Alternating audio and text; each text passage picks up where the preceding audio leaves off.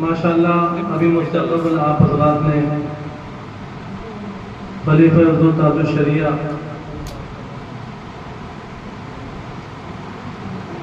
پیر طریقت ناشر مسلک اعلیٰ حضرت خاطب سبحان اللہ مناظر اہل سنت مصلح قوم و ملت حضرت علامہ شاہ مفتی افضل حسین قادری رضوی دامت ظلہ العالی وحفظہ اللہ تعالی سے بہت شاندار خطاب سماعت کیا. آپ حضرات محظوظ ہوئے اور ماشاءاللہ آپ حضرات سنتے رہتے ہیں. اللہ رب العالمین حضرت کے علم و عمل فضل و کمال میں خوب برکتیں عطا فرمائے اور جو آپ کے جائز مقاصد ہیں اللہ کریم غیر سے مدد فرمائے اور ان کو پائے تکمیل تک پہنچائے. یہ ان علماء میں سے الحمدللہ جن کی تعریفیں قرآن و حدیث میں موجود ہیں. سبحان اللہ سبحان اللہ. زمانے طالب علم سے حضرت علامہ مفتی صوفی افضل صاحب قبلہ دامت ظلہ العالی کو میں جانتا پہچانتا ہوں. سبحان اللہ. اور ان کا نام سنتے ہی طبیعت خوش ہو جاتی ہے. سبحان اللہ سبحان اللہ. اور جو نیک ہوتا ہے نا نیک وہ یہ چاہتا ہے کہ سب جلدی سے نیک ہو جائے. بے شک بے شک. ابھی نیک ہو جائے. بے شک. بہت سمجھائیں گے. ایک ہی تقریر میں سب ان کے بس کی بات ہو تو ابھی سب کچھ پلا دیں اپنے جیسا بنا دیں. سبحان اللہ سبحان اللہ. نیک ہوتا وہ یہی چاہتا ہے. بے شک. تو آپ حضرات قدر کیجیے ان کی اور جو سمجھائیں اس کو دل میں جگہ دیجیے اور آپ حضرات جڑے رہیں انشاءاللہ. پوری بستی کو جوڑے رکھیے. انشاءاللہ ان سے جڑے رہیں گے انشاءاللہ تعالی تو ان سے جڑے رہنے کی برکت سے حضور تاج الشریعہ کا فیضان بھی آپ کو ملے گا. سبحان اللہ. کا فیضان ملے گا. سرکار بغداد کا فیضان ملے گا. حضرات حسنین کریمین رضی اللہ عنہما کا فیضان ملے گا. صحابہ کا تابعین کا محدثین کا سب کا فیضان آپ کو ملے گا. سبحان اللہ سبحان اللہ. یہ عالم حق ہے الحمدللہ رب العالمین. تو آپ حضرات جڑے رہیے حضرت کے حق میں دعا فرماتے رہیے جو سمجھاتے رہیں اپنے اندر اپنی زندگی میں انقلاب اور چینجنگ لاتے رہیے. ایک دن وہ آئے گا انشاءاللہ تعالیٰ کہ آپ اس طرح سے ہم عقیدہ اعتقاداً حسینی ہیں الحمدللہ عملاً بھی حسینی ہو جائیں گے پکے. سبحان اللہ سبحان اللہ. وقت بہت زیادہ ہو چکا ہے. کیا آپ حضرات کو سننا چاہتے ہیں آگے؟ وقت تو سماج کیا ماشاءاللہ عشاء کے بعد سے محفل آپ کی چل رہی ہے. اسٹیج پر ماشاءاللہ ہمارے نقیب اہل سنت مولانا ارشاد صاحب ہیں, مولانا مستقیم صاحب ہیں اور ہمارے ساتھی حضرت اللہ مولانا مطلوب صاحب ہیں. دیگر سبحان اللہ سبحان اللہ. اور بڑے خوش نصیب ہیں آپ حضرات ماشاءاللہ کہ اللہ کریم نے آپ کے توفیق عطا فرمائی. ہمارے دانش بھائی وغیرہ ان کے رفقا نے ساتھیوں نے مل کر کے یہ بزم سجائی اس دن. ورنہ آپ کو پتا ہے کہ بنام سنیت لوگ کتنی بڑا باتیں کر رہے ہیں تو دوسروں کو جو ہے خوب تانے کا موقع ملتا ہے. سنیت کو معاذ اللہ ان چیزوں کو لے کر کے جن کا تعلق سنیت سے تک نہیں ہے خوب بدنام کرنے کا موقع ملتا ہے. لیکن الحمدللہ آج 10ویں محرم دن میں تھی, اب تو 11ویں شروع ہو گئی. جہاں لوگ خرافات میں مبتلا رہتے ہیں الحمدللہ آج ایسی محفل میں حاضر ہیں جن محفلوں میں حاضر ہونے کی برکت سے اللہ رب العالمین راضی ہوتا, اس کے حبیب علیہ الصلوۃ والسلام خوش ہوتے. سبحان اللہ الحمدللہ یہ آپ کی خوش نصیبی. اللہ کریم اس مبارک محفل میں ہم سب کی حاضری قبول فرمائے. اور جن حضرات نے بھی اس مقدس محفل کو سجانے میں دام درم قدم سخن حصہ لیا رب العالمین سب کو دارین میں برکتیں کرامتیں عزتیں عطا فرمائے. آمین. الحمدللہ رب العالمین.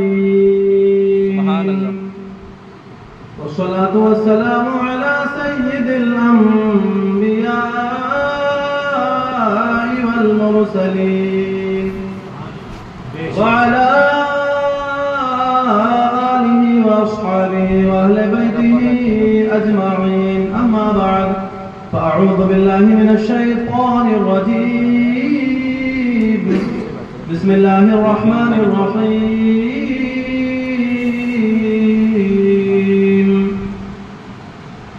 ولا تحسبن الذين قتلوا في سبيل الله أمواتا بل أحياء عند ربهم يرزقون. آمنت بالله صدق الله مولانا العظيم وبلغنا رسوله النبي الأمين المتين الكريم ونحن على ذلك لمن الشاهدين والشاكرين والحمد لله رب العالمين. قال الله تبارك وتعالى في عظمة حبيبه الكريم إن الله وملائكته يصلون على النبي يا أيها الذين آمنوا صلوا عليه وسلموا تسليما. اللهم صل على محمد وبارك وسلم محمد معدن الجود والكرم وآله الكرام وابنه الكريم وبارك وسلم دائما أبدا. حضرات 11:52 ہو چکے ہیں. بتا حضرات جی ابھی کتنا اور سننا چاہتے ہیں آپ بتا. 3 گھنٹہ. او بھائی آپ سن رہے ہیں ماشاء اللہ. اللہ آپ کے جذبات کو سلامت رکھے. دیکھیے 3 گھنٹہ سب نے سن پائیں گے لیکن ہم سنانے تیار ہیں. ہمارا معاملہ دیں گے الحمدللہ. سوری صاحب تشریف رکھتے ہیں ماشاء اللہ دم فرما دیں گے انشاءاللہ. ہم تو سنا دیں گے لیکن 3 مہینہ سب نہیں سن پائیں گے. 3 گھنٹہ 3 مہینہ نہیں 3 گھنٹہ. بتائیے اسی حساب سے. دیکھیے واقعہ کربلا بیان کرنا اور تاریخ پہ بولنا ایک وقت چاہتا ہے. 2 گھنٹے بول رہے ہیں. جتنا آپ سننا چاہو گے اسی حساب سے میں شارٹ اینڈ کوئک مختصر طور پہ میں ذکر کروں گا اس نیت سے کہ اللہ کریم ہمارے ذکر کو قبول فرمائے. جی بعض لوگ سو رہے اس لیے تھوڑا اٹھ جائیں گا ابھی ہے کیپیسٹی کہ آدھا گھنٹہ آپ بیٹھ سکتے ہیں سن سکتے ہیں. علماء کو چھوڑیے تو علماء کرام ہیں یہ بیٹھے تو زیادہ نوازی اور تشریف لے جائیں تب بھی ماشاء اللہ کوئی مسئلہ نہیں. آپ اور آپ کی بات چل رہی ہے. کتنا سن سکتے ہیں؟ آدھا گھنٹہ 1 گھنٹہ اپنے حساب سے. جی اپنے حساب سے سنا دیجیے. اپنے ساتھ سنائے گا تو ٹائم بڑھ جائے گا. کوئی دقت شوق سے جتنا سن سکتے ہیں. جی 1 سوا گھنٹہ ہے. جی 1 بجے صلاۃ سنا ایک نعت تو سنائیں گے مطلب صاحب. لو 1 سوا گھنٹے کا نام سنتے ہو چل پڑے. واپسی ہونے والی ہے آپ کی کہ نہیں؟ دیکھیے یہ بڑی مبارک محفل ہے. بادب بانصیب بے ادب بے نصیب. کسی کو حاجت مرضیہ ہو انسان مجبور ہوتا ہے ضرورت سے باتھ روم بغل میں آپ جائیے اشارہ کر کے جائیں. ہمیں بھی تسلی رہے کہ ہاں ماشاء اللہ جا رہے ہیں لیکن اشارہ کر کے جا رہے ہیں. آپ کی کلاس ہے بچپن کی آپ کو یاد آنی چاہیے. کلاس میں جب جاتے تھے استنجا لگتا تھا تو سر کو 1 انگلی 2 انگلی کے اشارہ کر کے جاتے ہیں. بڑا استنجا کرنا ہے چھوٹے استنجا. ایسے جائیں گے ہمیں یہ سکون رہے گا کہ ابھی آپ کی واپسی ہونے والی ہے. اٹھ کے چل پڑیں گے ہم سوچیں گے پتہ نہیں کیا معاملہ ہے. کیونکہ جس ہستی سے جن مبارک ہستیوں سے اس مبارک محفل کو نسبت ہے وہ بڑی عظیم ہستیاں ہیں. بہت عظیم ہستیاں ہیں. ان کا ذکر خیر سبحان اللہ. درود پاک پڑھنے ایک مرتبہ. اللہم صلی اے بابو ایسی مبارک محفلوں میں آیا کرو تو کم سے کم ٹوپی تو لگا کے آیا کرو. خدا بند قدوس توفیق عطا فرمائے تو امام شریف باندھ کے آیا کرو. آئندہ سے انشاءاللہ. آج بیٹھیے جانا نہیں ہے آپ کو. آپ اب تو پھنسے ہوئے اطلاع. آئندہ کبھی محفل میں آئے اپنے سر پہ یا تو حضور کریم علیہ السلام کی پیاری سنت امام شریف سجا کے آئے. آپ کو باندھنا نہ آتا امام صاحب سے سیکھیے, دانش بھائی سے سیکھیے, سکھائیں گے آپ کو انشاءاللہ. سب کچھ سکھائیں گے. حضور سکھائیں گے, غسل سکھائیں گے, امام شریف باندھنا سکھائیں گے, نماز سکھائیں گے. آئیے تو صحیح سب سکھائیں گے انشاءاللہ. شاہ است حسین بادشاہ است حسین دین است حسین دین پناہ است حسین سرداد نداد دست در دست یزید حقا کے بنا لا الہ است حسین. قتل حسین اصل میں مرگ یزید ہے. اسلام زندہ ہوتا ہے ہر کربلا کے بعد. بے شک اشعار سن لیں جلدی جلدی بغیر طرز کے. زمین فلک مہو استر حسین والے ہیں. سبحان اللہ. زمین بھی آسمان بھی چاند سورج بھی سب حسین والے، زمین فلک مہو اختر حسین والے ہیں، یہ کائنات کے منظر حسین والے ہیں۔ سبحان اللہ۔ یزید یست ہے انکار بچے بچے کو، یزید یست ہے انکار بچے بچے کو، ہمارے اکبر و اصغر حسین والے ہیں۔ سبحان اللہ۔ اکبر و اصغر حسین والے ہیں، رگوں میں جوش لہو میں ہے اس لیے گرمی، رگوں میں جوش لہو میں ہے اس لیے گرمی، ہمارے حوصلہ پرور حسین والے۔ سبحان اللہ سبحان اللہ۔ ہوا سے کہہ دو کہ آ جائے آندھیاں لے کر، ہوا سے کہہ دو کہ آ جائے آندھیاں لے کر، میرے چراغ کے تیور حسین والے۔ سبحان اللہ سبحان۔ کیسی آندھی آئے کوئی فرق نہیں پڑتا، گٹا تو سکتے ہیں لیکن جھکا نہیں سکتے، اشارہ سمجھ رہے ہو؟ بے شک۔ گٹا تو سکتے ہیں لیکن جھکا نہیں سکتے، ہمارے جسم پہ یہ سر حسین والے، سبحان اللہ۔ ہمارے جسم پہ یہ سر حسین والے۔ حسین والے ہیں۔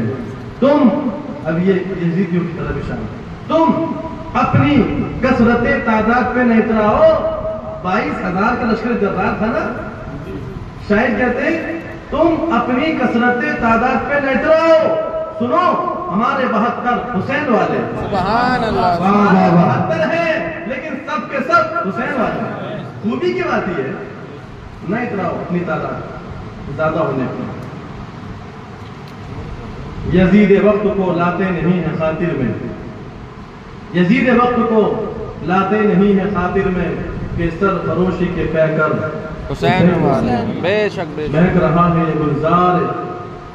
یہ گلزار کائنات ان سے، مہک رہا ہے یہ گلزار کائنات ان سے، جہان خلق کے عنبر حسین والے ہیں، بے شک۔ جہان خلق کے عنبر حسین والے۔ اور ایک شعر بنا زبردست ہے ماشاءاللہ، حسینی الحمدللہ ہم لوگ، الحمدللہ۔ کوئی شک کی بات ہے؟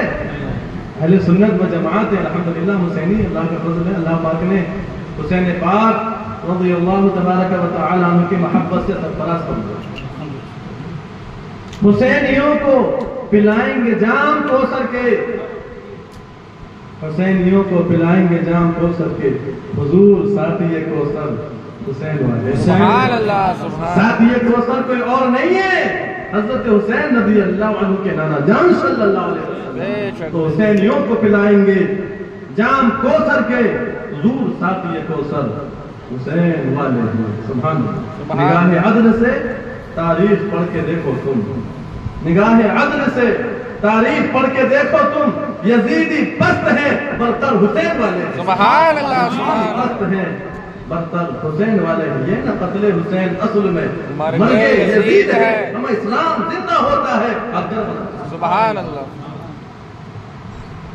وہی ہے اصل حسینی، وہی ہے سچے غلام، جو ان کی راہ پہ چل کر حسین والے ہیں۔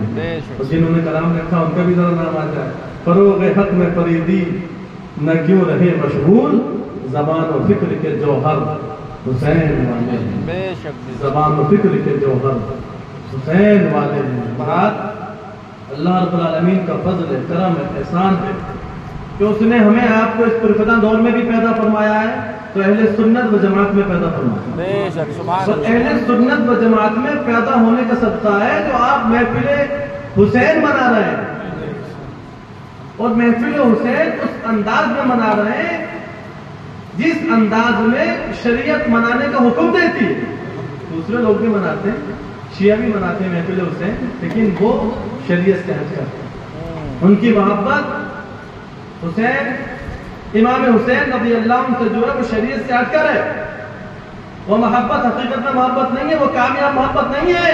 الحمدللہ اہل سنت و جماعت میں پیدا ہونے کے بعد میں جو محبت اہل بیت ملی ہے، یہ وہ محبت ہے جو انشاءاللہ تبارک و تعالی اللہ رب العالمین کا قرب عطا فرمائے۔ سبحان اللہ سبحان اللہ۔ اللہ کے نبی علیہ الصلوۃ والسلام نے ارشاد فرمایا، مفسرین نے اس حدیث پاک کو اپنی کتابوں میں نقل فرمایا، آقا کریم علیہ الصلوۃ والسلام نے ارشاد فرمایا، من مات علی حب علی محمد مات شہیدا۔ سنو، جو شخص اپنے نبی علیہ الصلوۃ والسلام ارشاد فرمایا، جو شخص میرے اہل بیت کی محبت میں انتقال کرے، جو شخص اس حالت میں انتقال کرے گا تو اس کے دل میں نبی کریم علیہ الصلوۃ والسلام کے گھر والوں سے محبت ہوگی.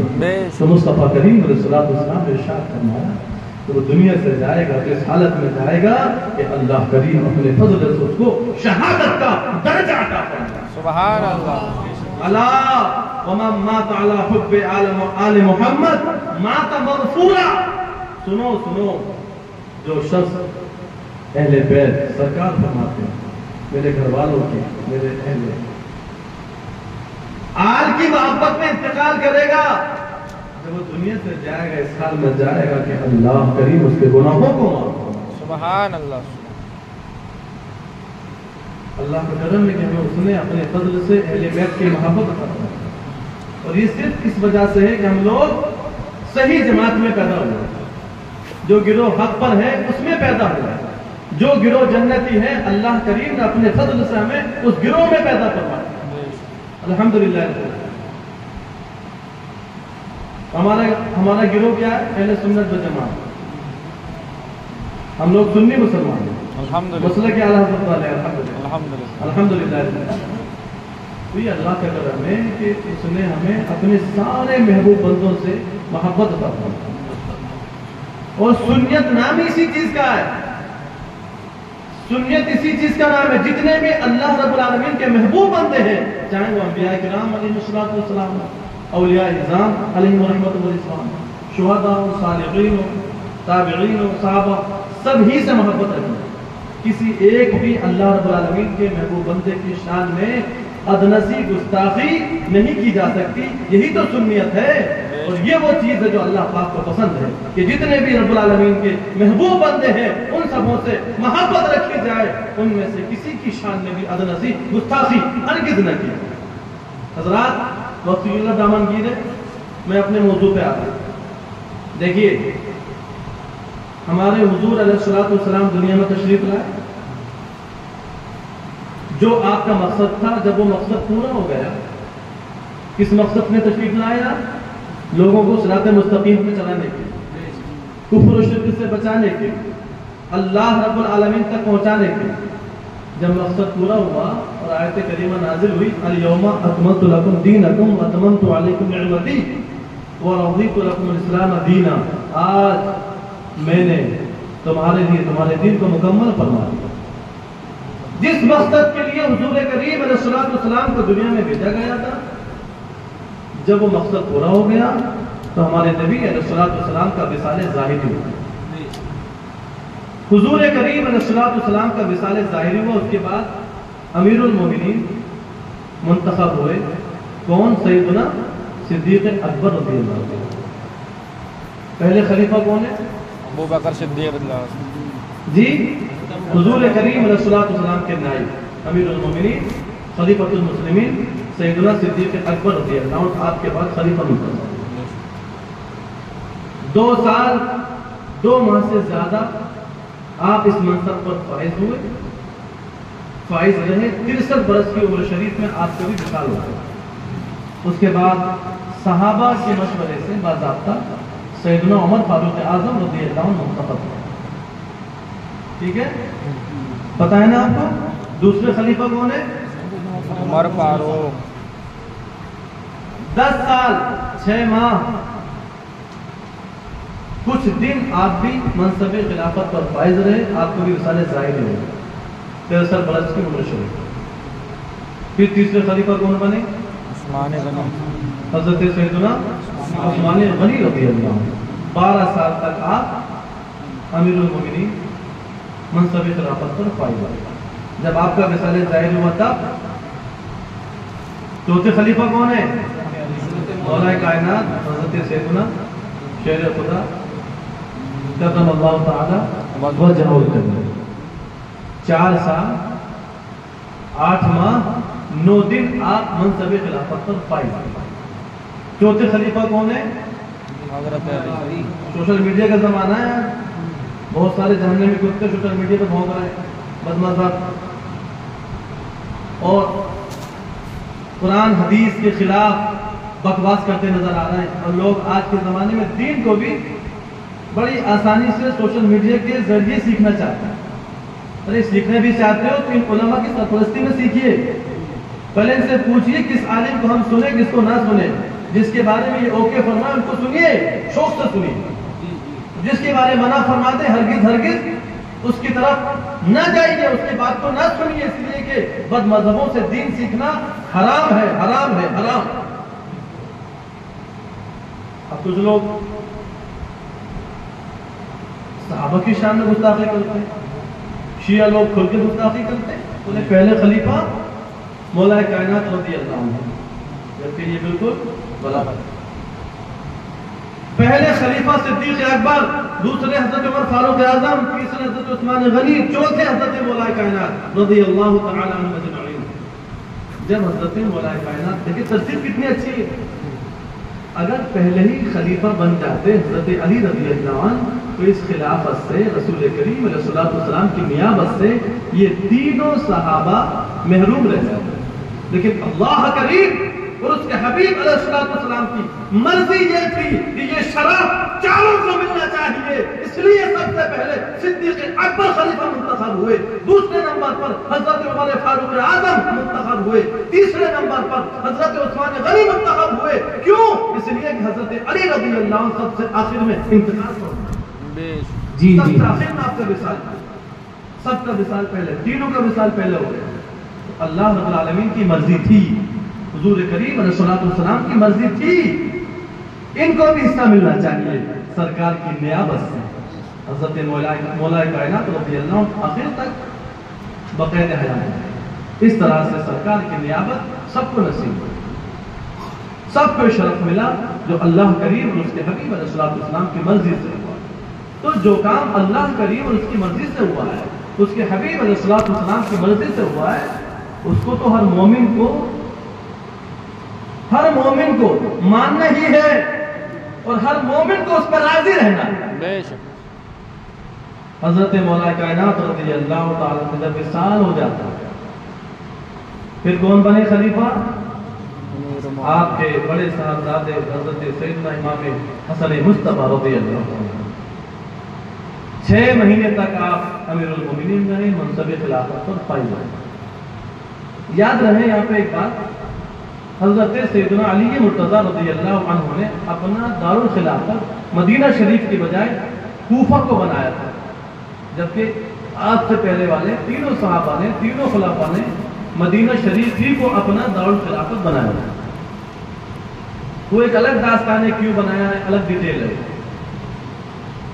حضرت علی مرتضیٰ رضی اللہ عنہ نے اپنا دارالخلافت کوفہ کو بنایا تھا, تو امام حسن مصطفیٰ رضی اللہ تعالیٰ عنہ کا بھی دارالخلافت کوفہ ہی رہا. 6 مہینے آپ اس منصب پہ فائز رہے جب حضرت امیر معاویہ رضی اللہ عنہ کوفہ تشریف لائے. اب مسلمانوں میں 2 گروہ بن گئے.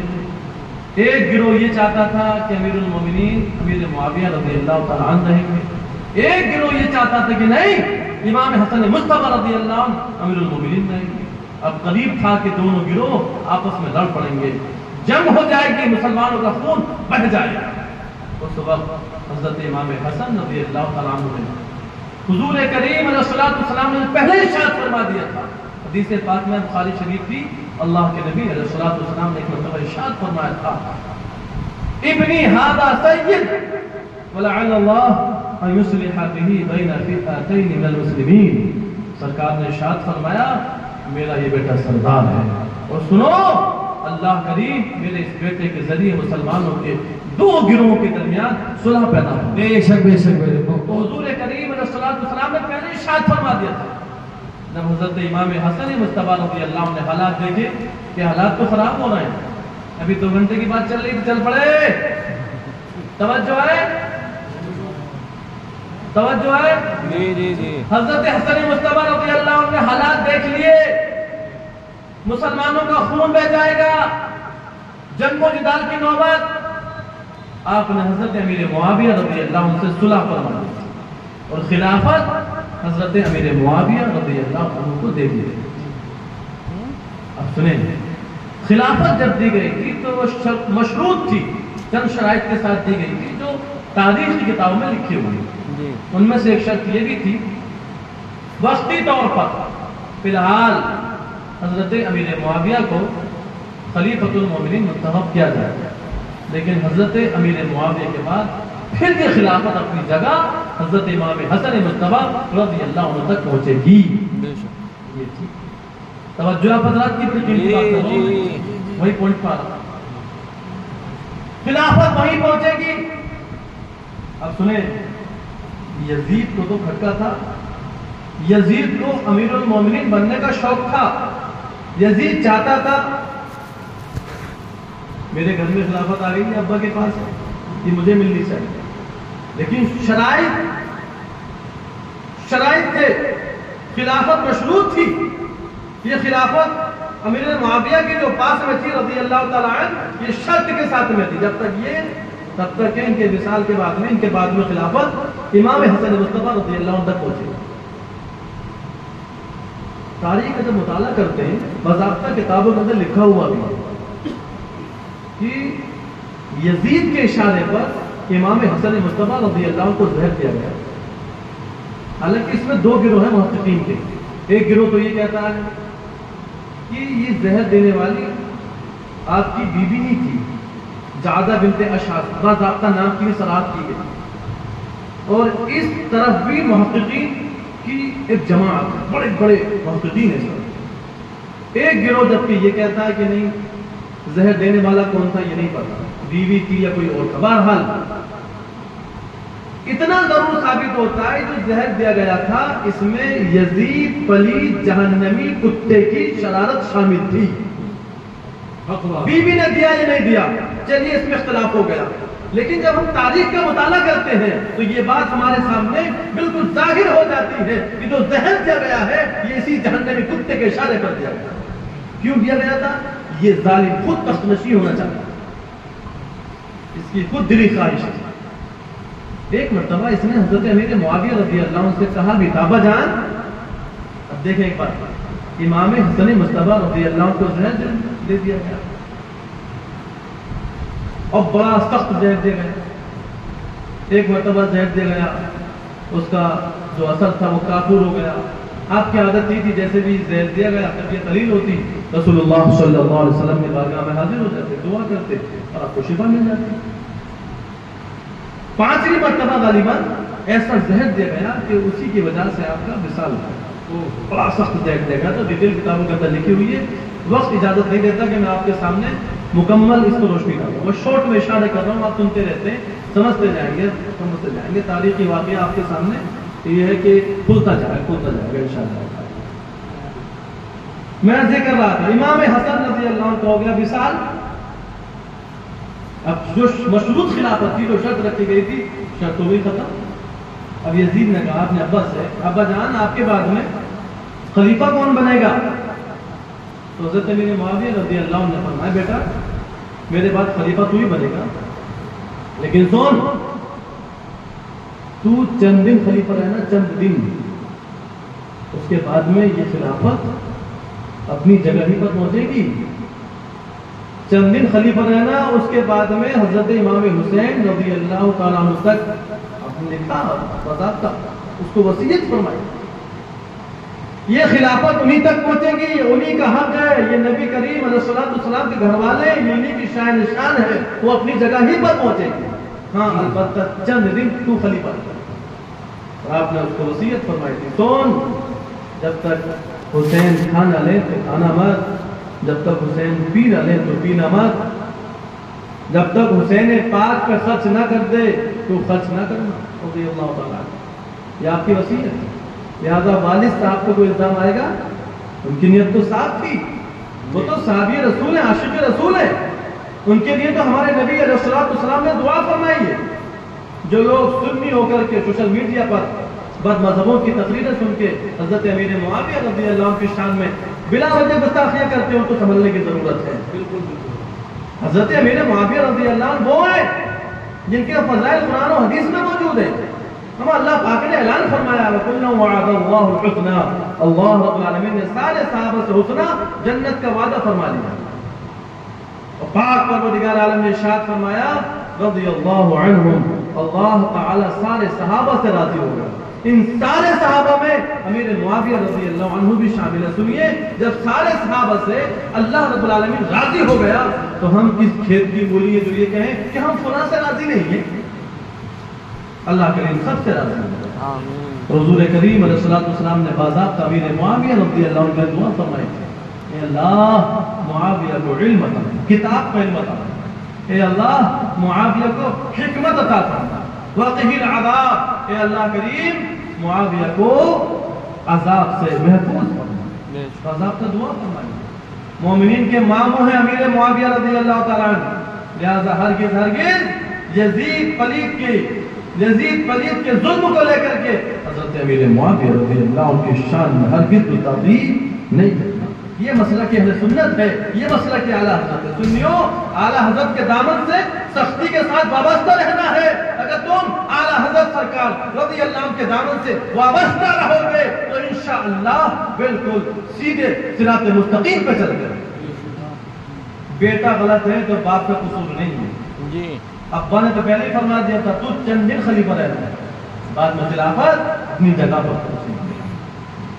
جو اس کی شان ہے وہی اس منصب کو سنبھالنا ہے. اب آپ سے بڑی ذمہ ہوگا. خیر, میں بتانا ہی چاہ رہا تھا, اب حضرت امیر معاویہ رضی اللہ عنہ کے بعد جب ان کا انتقال ہو جاتا ہے, یہ خلافت کہاں پہنچی؟ یزید پلید جہنمی کتے کے پاس. نئے لفظ سن رہے ہو آپ, جہنمی کتا, مزہ آتا ہے. جتنے برا بھلا کہہ سکو, بس گالیاں نہ ہو. ساری برائیوں کا مجموعہ یزید. یہ جھوٹا تھا, بے نمازی تھا, شرابی تھا, کبابی تھا, جواری تھا, بدتمیز تھا, محارم کے نکاح کو جائز کرنے والا تھا, حلال کو حرام, حرام کو حلال کرنے والا تھا. جی چپل تلاش کریں, چپل.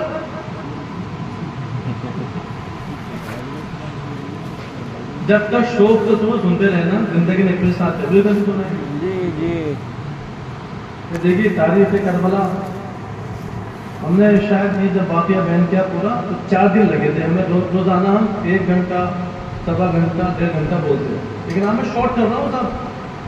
میں لے کے چلا ہوں کہاں سے, اپنے نبی کا وصال ہوا ہے, پھر خلیفہ کون بنے, پھر کون بنے, پھر کون بنے, یزید کیسے تخت نشی ہوا, یہ بات بھی آپ کے ذہن میں شارٹ میں آ گئی.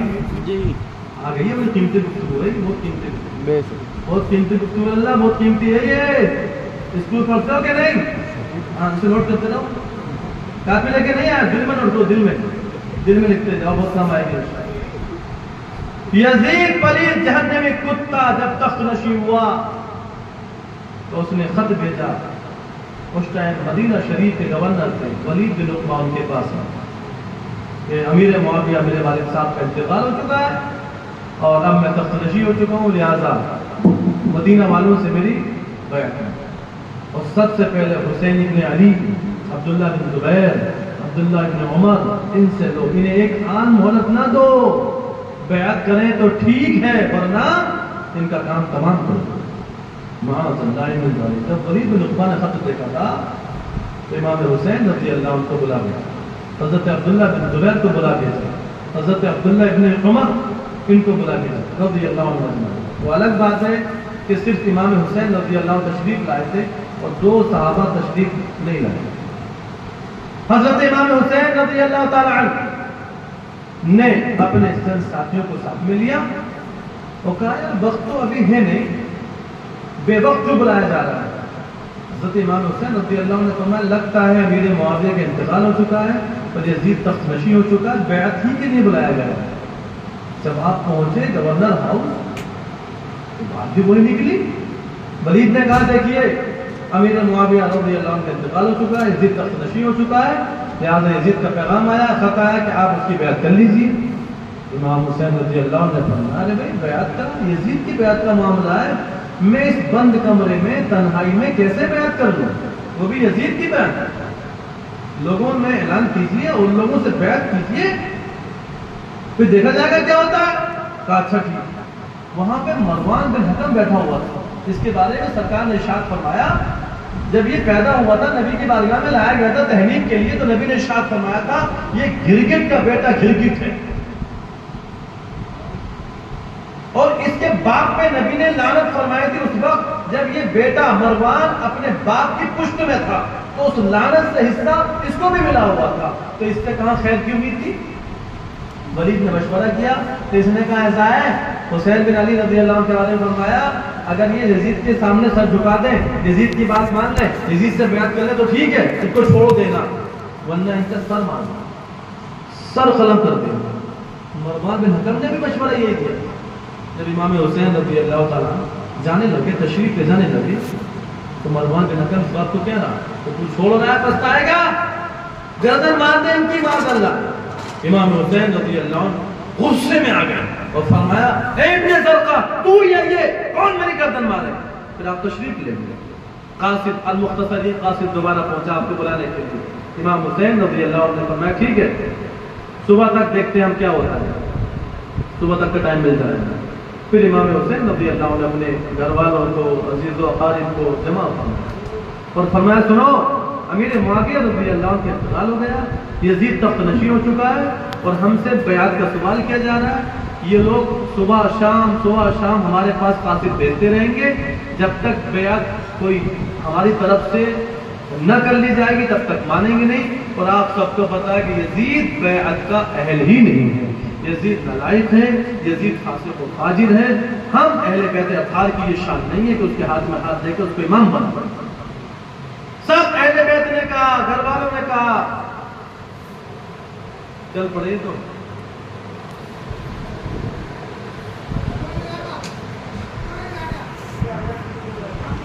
سب گھر والوں نے کہا، اہل بیت نے کہا حضور جیسی آپ کی مرضی، جو آپ چاہیں گے وہ، جو آپ چاہیں گے وہ۔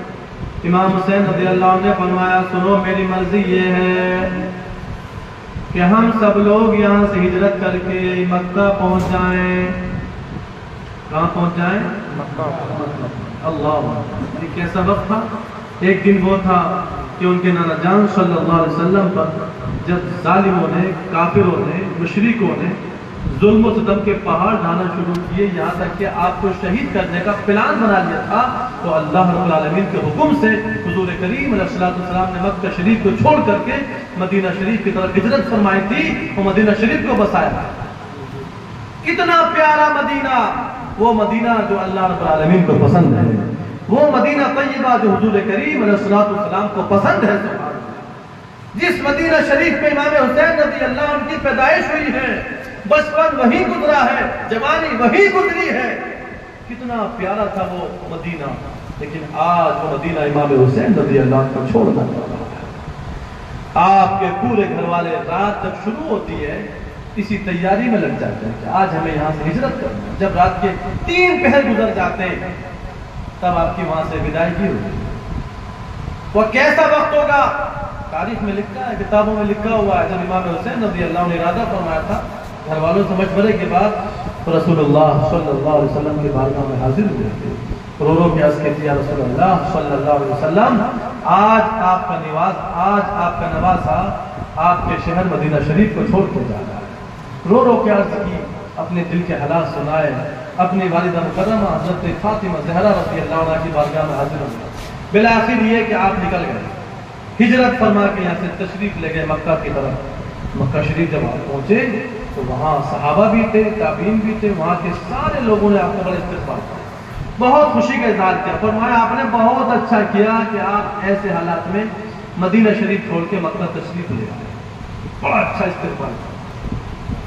رمضان شریف سے پہلے آپ تشریف لے گئے تھے، مکہ شریف بھی رہے تھے۔ ادھر سے کوفیوں کے خطوط پہ خطوط آنے لگے کہ اے امام حسین رضی اللہ عنہ، حضرت امیر معاویہ رضی اللہ عنہ کا انتقال ہو چکا ہے، یزید تخت نشین ہو چکا ہے، اب آپ کو پتا ہے کہ ہم یزید کے ہاتھ میں ہاتھ نہیں دیں گے، لہذا آپ یہاں تشریف لے آئیے۔ یہ کوفہ آپ کے والد مکرم کا بھی دارالخلافت رہا ہے، یہاں آپ کے چاہنے والے ہیں، آپ کے والد محترم کے چاہنے والے ہیں، محبان علی یہاں پر موجود ہیں، آپ یہاں تشریف لے آئیے، ہم تن من دھن سے آپ کا ساتھ دیں گے، ہمارا مال ہماری جانیں آپ کا قربان ہے، آپ کو نشاور ہیں، آپ فوراً آ جائیے، ہم یزید کے ہاتھ میں ہاتھ نہیں دیں گے بلکہ آپ کے ہاتھ میں ہاتھ دے کر کے ہم بیعت کریں گے۔ خطوط پہ خطوط، خطوط پہ خطوط، خطوط پہ خطوط، عرضیوں پہ عرضی کتاب میں لکھا ہوا ہے کہ تھوڑے وقت میں 150 خطوط، 150 عرضیاں امام حسین رضی اللہ عنہ کی بارگاہ میں پہنچ چکے تھے۔ کتنے خطوط؟ یہاں تک کہ کچھ خطوط میں یہ بھی لکھا ہوا تھا، اے امام حسین اگر آپ تشریف لے لائیں گے تو ہم یزید کے ہاتھ میں ہاتھ دے دیں گے، یزید سے بیعت کر لیں گے، کل ہم سے سوال ہوگا رب العالمین کی بارگاہ میں محشر کے دن، تو ہم تو اللہ پاک کی بارگاہ میں کر دیں گے مولا ہم نے حسین پاک کو بلایا تھا، وہ تشریف نہیں لائے تھے، اس لیے ہم نے یزید ناپاک کے ہاتھ میں ہاتھ دیا۔ یہ تو بڑی تکلیف کی بات تھی۔ جب امام حسین رضی اللہ تعالیٰ عنہ یہ سب خطوط دیکھے تو آپ نے اپنے احباب سے، صحابہ سے مشورہ کیا۔ دیکھیے 150 خطوط کوفہ سے آتے ہیں اور سب کا مفہوم یہ ہے، یہ ہے، یہ ہے، یہ ہے۔ اب آپ لوگ بتائیے میں کیا کروں، آپ کا کیا مشورہ؟ صحابہ جو موجود تھے موقع پر، صحابہ نے، تابعین نے، دیگر جو وہاں پہ اہل ایمان تھے، سب نے مشورہ کیا، اے امام حسین رضی اللہ عنہ کے بارے میں آپ کو مشورہ کیا، عرض کی حضور آپ ہرگز کوفہ تشریف نہیں لائیں، اس لیے کہ کوفے والے جو ہیں وہ اپنے وعدے پر قائم رہنے والے نہیں ہیں، ان کی دغا بازی، دھوکہ دہی ثابت ہو چکی۔ آپ کو پتا ہے نا آپ کے والد صاحب کے ساتھ کیا کیا انہوں نے، اور آپ جانتے ہیں کہ امام حسن مصطفیٰ رضی اللہ عنہ آپ کے بڑے بھائی کے ساتھ میں کیا کیا انہوں نے۔ آپ اس شہر میں تشریف نہ لے جائیے، آپ یہیں پر تشریف لے جائیے۔ لیکن امام حسین رضی اللہ عنہ نے فرمایا آپ کیسی باتیں کرتے ہیں، 150 خطوط آ چکے ہیں، کل میں بروز محشر اللہ پاک کو کیا وہ دکھاؤں گا، میرے پاس کوئی اجر شریف تو ہونا چاہیے۔ پھر مشورہ ہوا بہرحال، پھر یہ طے پایا کہ حضرت مسلم بن عقیل کو بھیجا گیا۔ امام حسین رضی اللہ عنہ نے فرمایا اچھا مسلم میرے چچا کے بیٹے ہیں، میں ان کو بھیج دوں گا، یہ کوفہ چلے جائیں گے، اگر حالات وہاں کے سازگار ہوں گے تو یہ خط لکھ دیں گے مجھے، تب میں کوفہ جاؤں گا، اور اگر یہ وہاں پہنچنے کے بعد میں خط لکھیں گے کہ حالات سازگار نہیں ہیں اور کوفی ہمارے ساتھ میں نہیں ہے، ان کے حالات بدل چکے ہیں، تو میں کوفہ نہیں جاؤں گا۔ سب نے کہا اچھا یہ والی بات ٹھیک ہے، اگر مسلم بن عقیل کوفہ جاتے بھی ہیں تو ان کے جانے سے کوئی فرق نہیں پڑے گا، وہ لوگ تو اگر مخالفت بھی کرتے تو آپ ہی کی کرتے، ٹھیک ہے ان کو بھیج دیتے۔ حضرت مسلم بن عقیل رضی اللہ تعالیٰ کوفہ پہنچے، جیسے کوفہ پہنچے آپ کا بہت شاندار استقبال کیا گیا، گروہ در گروہ لوگ آپ سے بیعت ہونے لگے، یہاں تک کہ تھوڑے وقت میں 12,000 یا 18,000 لوگوں نے آپ سے بیعت کر لی۔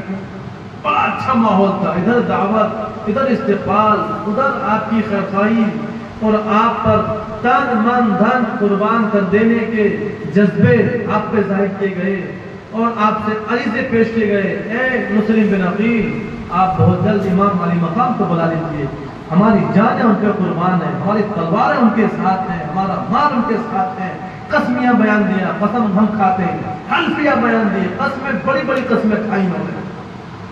امام مسلم بن عقیل رضی اللہ عنہ ان کی باتوں میں آ گئے اور آپ نے خط لکھا، کیونکہ حالات اس وقت بڑے سازگار تھے، بڑے اچھے تھے، خط لکھے جس کا مفہوم علماء بیان فرماتے ہیں، کتابوں کے اندر لکھا ہوا، میں اپنے الفاظ میں ذکر کر دوں کہ امام حسین رضی اللہ عنہ حالات وہاں کے اچھے ہیں، کوفہ والوں کی تلواریں، ان کی جانیں، ان کا تن من دھن آپ کے لیے نچھاور ہے، لہذا جلد آپ یہاں تشریف لے آئیے تاکہ یہ لوگ آپ کے دست حق پرست پر بیعت کریں اور یزید جیسے نامزد کی بیعت سے بچ جائیں۔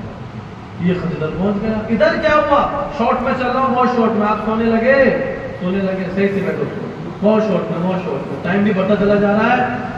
ادھر کیا ہوا، ارے لمبی داستان، امام مسلم رضی اللہ عنہ کو شہید کر دیا گیا۔ یہ ادھر کوفہ میں اس نے یزید نے ابن زیاد کو بھیج دیا تھا، بس اب تک پلان ہوا تھا کس کو بھیجا جائے، ابن زیاد آیا، پھر حضرت مسلم بن عقیل کو شہید کیا گیا بری طرح معاذ اللہ۔ اس کے بعد میں آپ کے دونوں شہزادے آپ کے ساتھ میں آئے تھے، حضرت محمد، حضرت ابراہیم رضی اللہ عنہ، ان کو بھی شہید کر دیا گیا بری طرح سے معاذ اللہ۔ سمجھ رہے ہو آپ؟ اب کوفہ کے حالات خراب ہو گئے تھے۔ امام مسلم رضی اللہ عنہ کے بارے میں لکھا ہوا ہے، جب آپ نے گورنر ہاؤس کا محاصرہ کیا تھا، آپ چاہتے ان پر حملہ کر سکتے تھے، آپ نے چھوڑ دیا تھا۔ آپ یہ چاہتے تھے مسلمانوں کا خون نہ بہے، کوئی کسی طرح سے بات چیت کر کے ہی بات ختم ہو جائے۔ 40,000 کا لشکر تھا آپ کے ساتھ، سنا نا آپ نے واقعہ، جب مغرب کی نماز پڑھنے گئے تھے تو 500 بچے تھے، جب سلام پھیرا تھا ایک بھی نہیں تھا، ایسے حالات تھے، ایسے بزدل تھے کوفی۔ اب ایک بات یہاں پہ نوٹ کریں، جس دن امام مسلم بن عقیل رضی اللہ عنہ شہید ہوئے تو چونکہ آپ کا خط پہنچ چکا تھا مکہ شریف، کس کا؟ حضرت مسلم بن عقیل رضی اللہ عنہ، جس میں لکھا ہوا تھا حالات اچھے ہیں اور یہاں حالات خراب ہو چکے تھے۔ حضرت مسلم بن عقیل رضی اللہ عنہ کی جہاں دستبوسی کی جا رہی تھی، سر پر جگہ دی جا رہی تھی، انہی کمبختوں نے آدمی کو شہید کر دیا۔ امام عالی مقام کو کوئی خبر نہیں، کوفہ والوں تک یہ میسج ابھی نہیں پہنچا۔ 3 ذوالحجہ تھی، 3 ذوالحجہ سنہ ہجری 60، امام حسین رضی اللہ عنہ نے ارادہ فرمایا کہ میں چلوں اب کوفہ کی طرف۔ حج کے دن چل رہے تھے، لوگ ادھر ملک ادھر ملک دائیں بائیں سے حج کے لیے آ رہے تھے، لیکن ہمارے امام حسین رضی اللہ عنہ وہاں سے روانگی کی تیاری کرتے۔ صحابہ نے پھر منع کیا، حضرت ابو سعید خدری رضی اللہ عنہ، حضرت ابن عباس رضی اللہ تعالیٰ عنہ، یہ سب صحابہ موجود تھے، دیگر آپ کے محبین موجود تھے، مریدین موجود تھے، سب نے منع کیا کہ امام عالی مقام وہاں پہ نہ جائیں، ہمارا دل گوارا نہیں۔ آپ نے فرمایا نہیں، میں جاؤں گا۔ کیوں جاؤں گا؟ اس لیے کہ مسلم بن عقیل ہمارے بھائی کا خط آ چکا ہے، خط میں لکھا ہوا ہے کہ حالات بہت اچھے ہیں، آپ تشریف لے آئیے۔ ہم آپ کے ان لوگوں کا کہنا یہ ہے کہ ہم آپ ہی کے ہاتھ پہ بیعت کریں گے، اگر آپ تشریف لے لائیں گے تب ہم یزید کی طرف جائیں گے، لہٰذا اب میرے پاس کوئی شرعی عذر نہیں رہا، اگر میں نہیں گیا تو کل اللہ رب العالمین کی بارگاہ مجھ سے سوال ہوا تو میں کیا جواب دوں گا، اس لیے مجھے جانا ہے۔ امام حسین رضی اللہ عنہ نے اپنے گھر والوں کو ساتھ میں لیا، 3 بیٹوں کو ساتھ میں لیا، حضرت امام زین العابدین رضی اللہ عنہ، حضرت علی اکبر رضی اللہ عنہ، حضرت علی اصغر رضی اللہ تعالیٰ عنہ، ایک بیٹی حضرت بی بی سکینہ رضی اللہ عنہ جو 7 سال کی تھی، 2 بیوی حضرت شیخ بانو رضی اللہ تعالیٰ عنہ اور حضرت علی اصغر رضی اللہ عنہ کی والدہ مطلع، اور اس کے ساتھ ساتھ حضرت امام حسن مصطفیٰ رضی اللہ عنہ کے 4 نوجوان بیٹے، ان کو ساتھ میں کیا، اور اس کے ساتھ ساتھ حضرت علی کرم اللہ تعالی وجہ الکریم کے 5 بیٹے جو حضرت فاطمہ رضی اللہ عنہ کے علاوہ دوسری بیویوں سے، اور ان کے علاوہ حضرت مسلم بن عقیل رضی اللہ عنہ کے بھائی اور حضرت مسلم بن عقیل رضی اللہ عنہ کا بیٹا، یہ بھی ان کو بھی ساتھ میں تھا۔ یہ تھے اہل بیت اطہار کے لوگ، اہل بیت اطہار والے، سرکار دو عالم علیہ الصلوۃ والسلام کے گھر والے، اہل بیت میں سے حضرات کو لیا اور ان کے علاوہ دیگر محبین کو اپنے ساتھ میں لیا۔ کل تعداد جو کتابوں کے اندر لکھی ہوئی ہے وہ 82 نفوس قدسیہ پر یہ مشتمل قافلہ تھا، یہ روانہ ہو جاتا ہے، بلکہ 80 پر مشتمل تھا جب روانہ ہوا تھا، 82 راستے میں ہو گئے۔ 80 افراد پر مشتمل یہ قافلہ مکہ شریف سے ہجرت کرتا ہے، روانہ ہوتا ہے کوفہ۔ راستے میں حضرت اون محمد رضی اللہ عنہ، امام علی مقام رضی اللہ عنہ کے بھتیجے نے اللہ بھانجے ہیں، اور حضرت عبداللہ بن جعفر الطیار رضی اللہ تعالیٰ عنہ کے بیٹے ہیں، اور حضرت زینب رضی اللہ عنہ جو ہم حضرت امام حسین رضی اللہ تعالیٰ عنہ کی بہن ہے، ان کے شہزادے ہیں۔ تو آپ کے بہنوئی حضرت عبداللہ بن جعفر الطیار رضی اللہ عنہ نے خط لکھ کے بھیجا اپنے دونوں بھانجوں کے ہاتھ، جلدی جاؤ اپنے ماموں کو خط دے کر۔ خط میں لکھا ہوا تھا، اے امام علی مقام، اے حسین، آپ واپس آ جائیے، کوفہ آ جائیے، کوفے والے یہ بھروسے کے لائق نہیں ہے، اور پیچھے سے میں بھی آ رہا ہوں۔ اور باضابطہ حضرت امام حضرت عبداللہ بن جعفر الطیار رضی اللہ عنہ اپنے ساتھ میں اس وقت کے جو مکہ شریف کے گورنر تھے، ان سے آپ کے لیے امن لے کے، امان حاصل کر، اور باضابطہ گورنر کے بھائی یحییٰ بن سعید کو اپنے ساتھ میں لے کے امام حسین رضی اللہ عنہ تک پہنچے۔ عرض کی کہ حضور آپ مکہ نہ جائیں، دیکھیے آپ کے لیے مکہ شریف کا جو گورنر ہے ان سے ہم امان لیتے ہیں، اور ان کے بھائی یحییٰ بن سعید ہمارے ساتھ۔ امام حسین رضی اللہ عنہ نے فرمایا میں جاؤں گا، کوفہ مجھے جاؤں گا۔ حضرت عبداللہ بن جعفر الطیار نے کہا حضرت یہ بتائیے آخر معاملہ کیا ہے، آپ کو خدا پاک کی قسم بتائیے کیوں اتنا آپ پذیر ہیں کوفہ جانے؟ آپ نے فرمایا بھائی جب آپ نے اتنی بڑی بات کہہ دی ہے اور اتنی خالق کائنات عظیم ہستی، آپ نے اتنا بڑا واسطہ مجھے دے دیا تو بتاتا ہوں، میں آپ کو اشارہ کرتا ہوں۔ دراصل میں اس لیے جانے کے لیے مسجد ہوں کہ حضور کریم علیہ السلام کو اپنے نانا جان کو میں نے رات خواب میں دیکھا، تو میں نے اپنے نانا جان سے وہاں جانے کے لیے وعدہ فرمایا، اس لیے میں وہاں پہ جا رہا ہوں۔ اچھا، پھر پوچھا کیا وعدہ فرمایا، کیا ڈیٹیل ہے؟ کہا اس نے اشارہ کر دیا، آگے نہیں بتاؤں یہاں تک کہ میں اللہ پاک سے جا ملوں۔ حضرت عبداللہ بن جعفر الطیار رضی اللہ عنہ نے آپ سے کچھ نہیں کیا، اور آپ کچھ ضرورت تھی، کچھ مجبوریاں تھی، آپ کے ساتھ نہ جا سکے۔ حضرات اور محمد رضی اللہ عنہ اپنے شہزادوں کو امام علی مقام کے ساتھ جاتے ہیں۔ اس طرح سے یہ آپ کا قافلہ کل 82 نفوس قدسیہ پر مشتمل ہو گئے، حضرت عمر محمد رضی اللہ عنہ کو لگا۔ جب آپ چلتے رہے کوفہ کی طرف روانہ ہو رہے تھے، کچھ محبان اہل بیت بھی ساتھ میں ہو گئے تھے، تو یہ تعداد کچھ بڑھ گئی، اور راستے میں باضابطہ آپ نے حضرت قیس بن مسہر سیدابی رضی اللہ عنہ کو کوفہ بھیجا تھا۔ پہلے حضرت قیس بن مسہر سیدابی رضی اللہ عنہ کو آپ نے کوفہ بھیجا تھا۔ کیوں بھیجا تھا؟ آپ نے خط لکھ کے بھیجا، اے کوفہ والوں، میں آنے والا ہوں چند دن میں آپ کے پاس میں، اپنی تیاری پوری رکھنا۔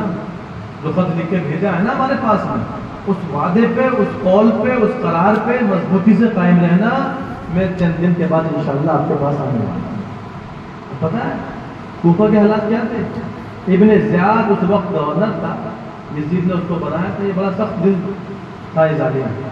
اس نے اپنے CID پورے کوفہ اور کوفہ کے قرب و جوار میں پھیلا رکھا کہ جیسے ہی امام حسین آئے دکھائی دے، یہ ان کا قافلہ دکھائی دے، ان سے محبت رکھنے والا، ان پہ اپنا تن من قربان کرنے والا کوئی بھی دکھائی دے، اس کو فوراً پکڑ کے گورنر ہاؤس میں لے کے آئے۔ حضرت قیس بن مسہر رضی اللہ عنہ قادسیہ پہنچے تھے، گرفتار کر لیا گیا، ابھی قادسیہ پہنچے تھے، کوفہ سے دور ہی تھے، گرفتار کر لیا ابن زیاد کے سپاہیوں نے، کہا چلو ہم آپ کو لے کے چلیں گے ابن زیاد، کیونکہ آپ حسینی ہیں اور حسین پاک کے آپ قاصد ہیں۔ جب گورنر ہاؤس لے جایا گیا تو ابن زیاد نے کہا سنو، اپنی جان بچانا چاہتے ہو تو ایک ہی راستہ، ایک ہی سبیل ہے، وہ یہ ہے کہ آپ گورنر ہاؤس کی چھت پہ چڑھو اور حسین کے والد علی کو برا بھلا کو گالیاں دو، لیکن یہ پکے حسینی تھے، کہا اچھا ٹھیک ہے، مجھے گورنر ہاؤس کی چھت پہ چڑھا دیا۔ آپ چھت پہ چڑھے اور چڑھنے کے بعد میں اللہ پاک کی حمد بیان کی، حضور کریم علیہ السلام پر درود و سلام کا نذرانہ پیش کیا۔ اس کے بعد حضرت امام حسین رضی اللہ عنہ کے فضائل بیان کرنا شروع کر دیا۔ سبحان اللہ، حسین وہ ہے جن کے بارے میں نبی نے ارشاد فرمایا یہ جنتی نوجوانوں کے سردار، سبحان اللہ، دشمن کے سر پہ سوار ہے۔ سبحان اللہ، سبحان اللہ، یہ ہوتی ہے بہادری، یہ ہوتی ہے پہلوانی۔ وقت کا حاکم کہہ رہا ہے کہ چھت پہ چڑھو اور حسین کو اور ان کے والد کو برا بھلا کہو، تب تمہاری جان بچے گی۔ لیکن یہ سچے غلام مصطفیٰ تھے، اور یہ ایسے غلامان مصطفیٰ تھے جن کے بارے میں شاعر کہتا ہے غلامان محمد جان دینے سے نہیں ڈرتے، یہ سر کٹ جائے یا رہ جائے کچھ پرواہ نہیں۔ سبحان اللہ، جب سو گئے، بڑی پیاری نیند آ رہی ہے، پنکھا چل رہا ہے، سنیوں بڑا دیوار سے دیکھ لا کے بیٹھ گئے۔ ابھی جوانی کا عالم چل رہا ہے، جوان ہو ماشاءاللہ۔ آپ کے آس پاس میں جو لوگ بیٹھے ہوئے ہیں سوتے رہے، جگاتے رہو ان کو، تھوڑی دیر ہو، بس جلدی میں اپنے موضوع پہ گفتگو کر رہا ہوں، سمیٹ رہا ہوں، جلدی اس سے جلدی بھی نہیں ہو سکتا ہے، بہت جلدی کر رہا ہوں۔ علماء ذکر ہے، تشریف فرمائے، علماء کرام سب سمجھ رہے ہیں کہ بہت جلدی چل رہی ہے گاڑی، بہت جلدی ذکر خیر ہو رہا ہے۔ حضرت قیس بن مسہر رضی اللہ عنہ، امام حسین رضی اللہ عنہ کے فضائل بیان ہیں، اس کے بعد حضرت علی رضی اللہ عنہ کے فضائل بیان ہیں۔ حضرت علی وہ ہے جن کے بارے میں نبی نے یہ ارشاد فرمایا، حضرت علی کی شان یہ ہے جو خاتون جنت رضی اللہ عنہ کے جو ہیں کون ہے؟ شوہر نازدان ہے۔ اب جب فضائل بیان کی، ابن زیاد تو آگ بگولا ہو گیا، بولے چڑھایا کس لیے گیا تھا، کام کیا ہو رہا ہے؟ اور پھر ابن زیاد اور اس کے باپ کو برا بھلا کہنا شروع. یہ ہمت ہوتا تھا. ابن زیاد آج بگولا ہو گیا. کہا ایسا ہے اس کو ایسی سزا دو جو پورے کوفہ والے ہو گئے. بہرحال ان کو قلعے کی چھت سے نیچے گرا دیا گیا اور وہ شہید ہو گئے. انہوں نے جامع شہادت نوش فرمایا انا للہ و انا الیہ راجعون. ان کی ہڈیاں بھی ریزہ ریزہ. یہ کوفیوں کے حالات چل رہے ہیں. اور ہمارے امام حسین رضی اللہ عنہ کوفہ کی طرف جا رہے ہیں. کتابوں میں لکھا ہوا ہے انسان کو جہاں مرنا ہوتا ہے یا کسی شہید کو جہاں جس جگہ پہ شہید ہونا ہوتا ہے 1000 رکاوٹیں اگر سے پائی جائیں 1000 رکاوٹوں کے باوجود بندہ وہیں پہنچتا ہے جہاں اس کو مرنا ہوتا ہے یا جہاں اس کو شہید ہونا ہوتا ہے. پیچھے آپ نے ایک واقعہ سنا نا قریبی ملک کا پڑوسی ملک کا پنڈبی کے ذریعے کچھ لوگ پانی میں پہنچے لاکھوں کا ٹکٹ خریدا. لاکھوں کا کروڑوں کا لاکھوں کا ٹکٹ خرید کے پنڈبی میں بیٹھے پانی میں گئے. کیا خریدی اس نے؟ کیا خریدی انہوں نے؟ موت خریدی تھی. ان کو وہیں مرنا تھا. سمندر کی گہرائی میں انہیں وہیں جا کے مرنا تھا. اسباب اچانک بن جائے. پہلے امام حسین رضی اللہ عنہ کو وہاں پہنچنا تھا جامع شہادت نوش فرمانا تھا. آپ اسی جگہ کی طرف رواں ہیں. آپ کو نہیں پتا کہ حضرت مسلم بن عقیل کو شہید کر دیا گیا. آپ کو نہیں پتا ہے کہ ان کے شہزادوں کو شہید کر دیا گیا. آپ کو نہیں پتا کہ قیس بن مسیر جو آپ کے دیوانے تھے ان کو ان ظالموں نے بری طرح شہید کر دیا. آپ بڑھتے چلے جا رہے ہیں بڑھتے چلے جا رہے ہیں بڑھتے چلے جا رہے ہیں. جب آپ مقام ثعلبیہ میں پہنچے تب ابن بکیر نامی شخص کے ذریعے آپ کو حالات معلوم پڑے کہ وہاں کے حالات بہت خراب ہو گئے اور ان ظالموں نے تو مسلم بن عقیل رضی اللہ عنہ کو شہید کر دیا ہے. اور جن کے گھر میں قیام تھا مسلم بن عقیل رضی اللہ عنہ کا حانی بن عروہ ان کو شہید کر دیا ہے. قیس بن مسیر کو شہید کر دیا ہے. مسلم بن عقیل کے دونوں شہزادوں کو شہید کر دیا. امام حسین رضی اللہ عنہ نے فرمایا اچھا انا للہ و انا الیہ راجعون انا للہ و انا الیہ راجعون. کئی مرتبہ آپ یہی انا للہ و انا الیہ راجعون پڑھتے رہے. اور پھر آپ نے فرمایا سنو اپنے ساتھیوں کچھ دور آگے چلنے کے بعد آپ نے سب کو جمع فرمایا سنو کوفہ کے حالات بگڑ گئے. اور کوفیوں نے جو قول و قرار خطوط میں لکھ کر کے وفود کے ذریعے ہم تک پہنچایا تھا جو پیغام بھیجا تھا ہم یہ کریں گے وہ کریں گے ہماری جان آپ کے ساتھ تلوار ساتھ وہ سب مکر گئے اپنے وعدے سے ہٹ گئے. اور ان کے حالات یہ کہ انہوں نے خود جن مسلم بن عقیل کو ہم نے بھیجا تھا اپنا خلیفہ بنا کر کے انہیں کو ظالموں نے شہید کر دیا. اب میں یہ چاہتا ہوں کہ ہم لوگ واپس مکہ ہی کو چلیں. لوگ کہتے ہیں بعض لوگ ظالم وہ بھی جہنمی کتے ہی کہتے ہیں امام حسین نے غلطی کی تھی. ارے ظالم امام حسین جنتی نوجوانوں کے سردار جن کے فضائل قرآن میں موجود حدیثوں میں موجود ان کے بارے میں زبان کھول رہا ہے جہنمی کتا کہ انہوں نے غلطی کی تھی. معاذ اللہ من ذالک. ارے دنیا کی عقلیں جمع ہو جائیں تب بھی امام حسین رضی اللہ عنہ کی جو عقل سلیم تھی ان تک نہیں پہنچ سکتی. ان کا ڈیسیزن کوئی ایسا ڈیسیزن نہیں تھا قرآن کے مطابق ڈیسیزن تھا. رسول اللہ صلی اللہ علیہ وسلم کی احادیث اور شریعت کے مطابق ان کا فیصلہ تھا. کوئی ہلکے میں نہ لے لے کہ آپ نے یزید سے بیعت کیوں نہ کر لی تھی.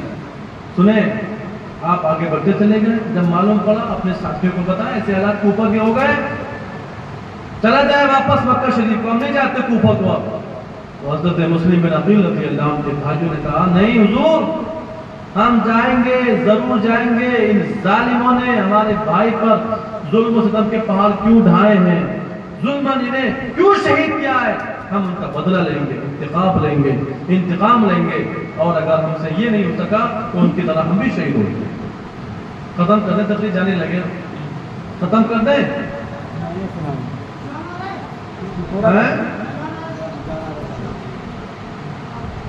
کیا بیان چل رہا ہے کچھ دھیان بھی ہے. میں بیان کیا چل رہا ہے کربلا کب چل رہا ہے کہاں تک پہنچ گئے ہم لوگ. آگے پیچھے کچھ پتا ہے خالی ہم ہی محنت کر رہے ہیں. دل لگ رہا ہے نیند بھاگی کہ نہیں. جسے نیند آوے نا تھوڑا کھڑے ہو جاؤ 2 منٹ کے لیے. سستی آ گئی کھڑے ہو جاؤ اور 2 منٹ کھڑے بیان سنو پھر بیٹھ جاؤ.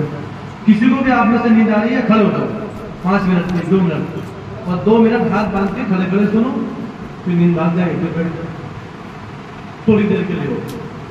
کیا بات چل رہی تھی؟ ساتھ میں دے رہے ہو آپ لوگ.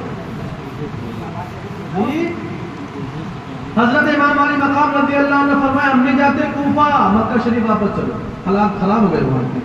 تو مسلم بن عقیل رضی اللہ عنہ کے شہزادے ان کے بھائی کیا بولے ہم جائیں گے ان سے بدلہ لیں گے. انہوں نے کیوں ظلم کیا اور اگر ہم ان سے بدلہ نہ لے سکے تو جس طرح ہمارے بھائی شہید ہو گئے ہم بھی ویسے ہی شہید ہو گئے لیکن ہم واپس مکہ نہیں جائیں گے. تو امام حسین رضی اللہ عنہ نے فرمایا تھا سنو بھائیو اگر آپ لوگ واپس جانا نہیں چاہتے تو سنو تمہارے بعد پھر حسین کو بھی جینے میں مزہ نہیں آئے گا. چلو پھر آگے ابھی تھوڑا آگے بڑھے تھے کہ حور بن یزید نے 1000 سپاہیوں کا لشکر تھا اس کے پاس میں. امام حسین رضی اللہ تعالیٰ کے بارگاہ میں حاضر ہو گئے.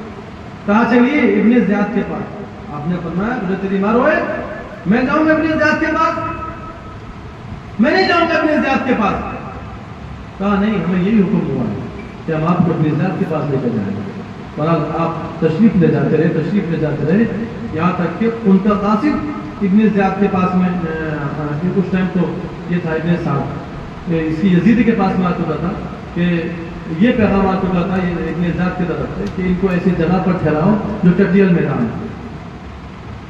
امام حسین رضی اللہ تعالیٰ عنہ کے لیے کوشش کی جا رہی تھی کہ آپ روکیں آپ کو جانے نہ دیا جائے اور چٹیل میدان میں آپ کو روک کر تھوڑا بڑھے آپ تھوڑی دیر آگے چلے چٹیل میدان آ گیا.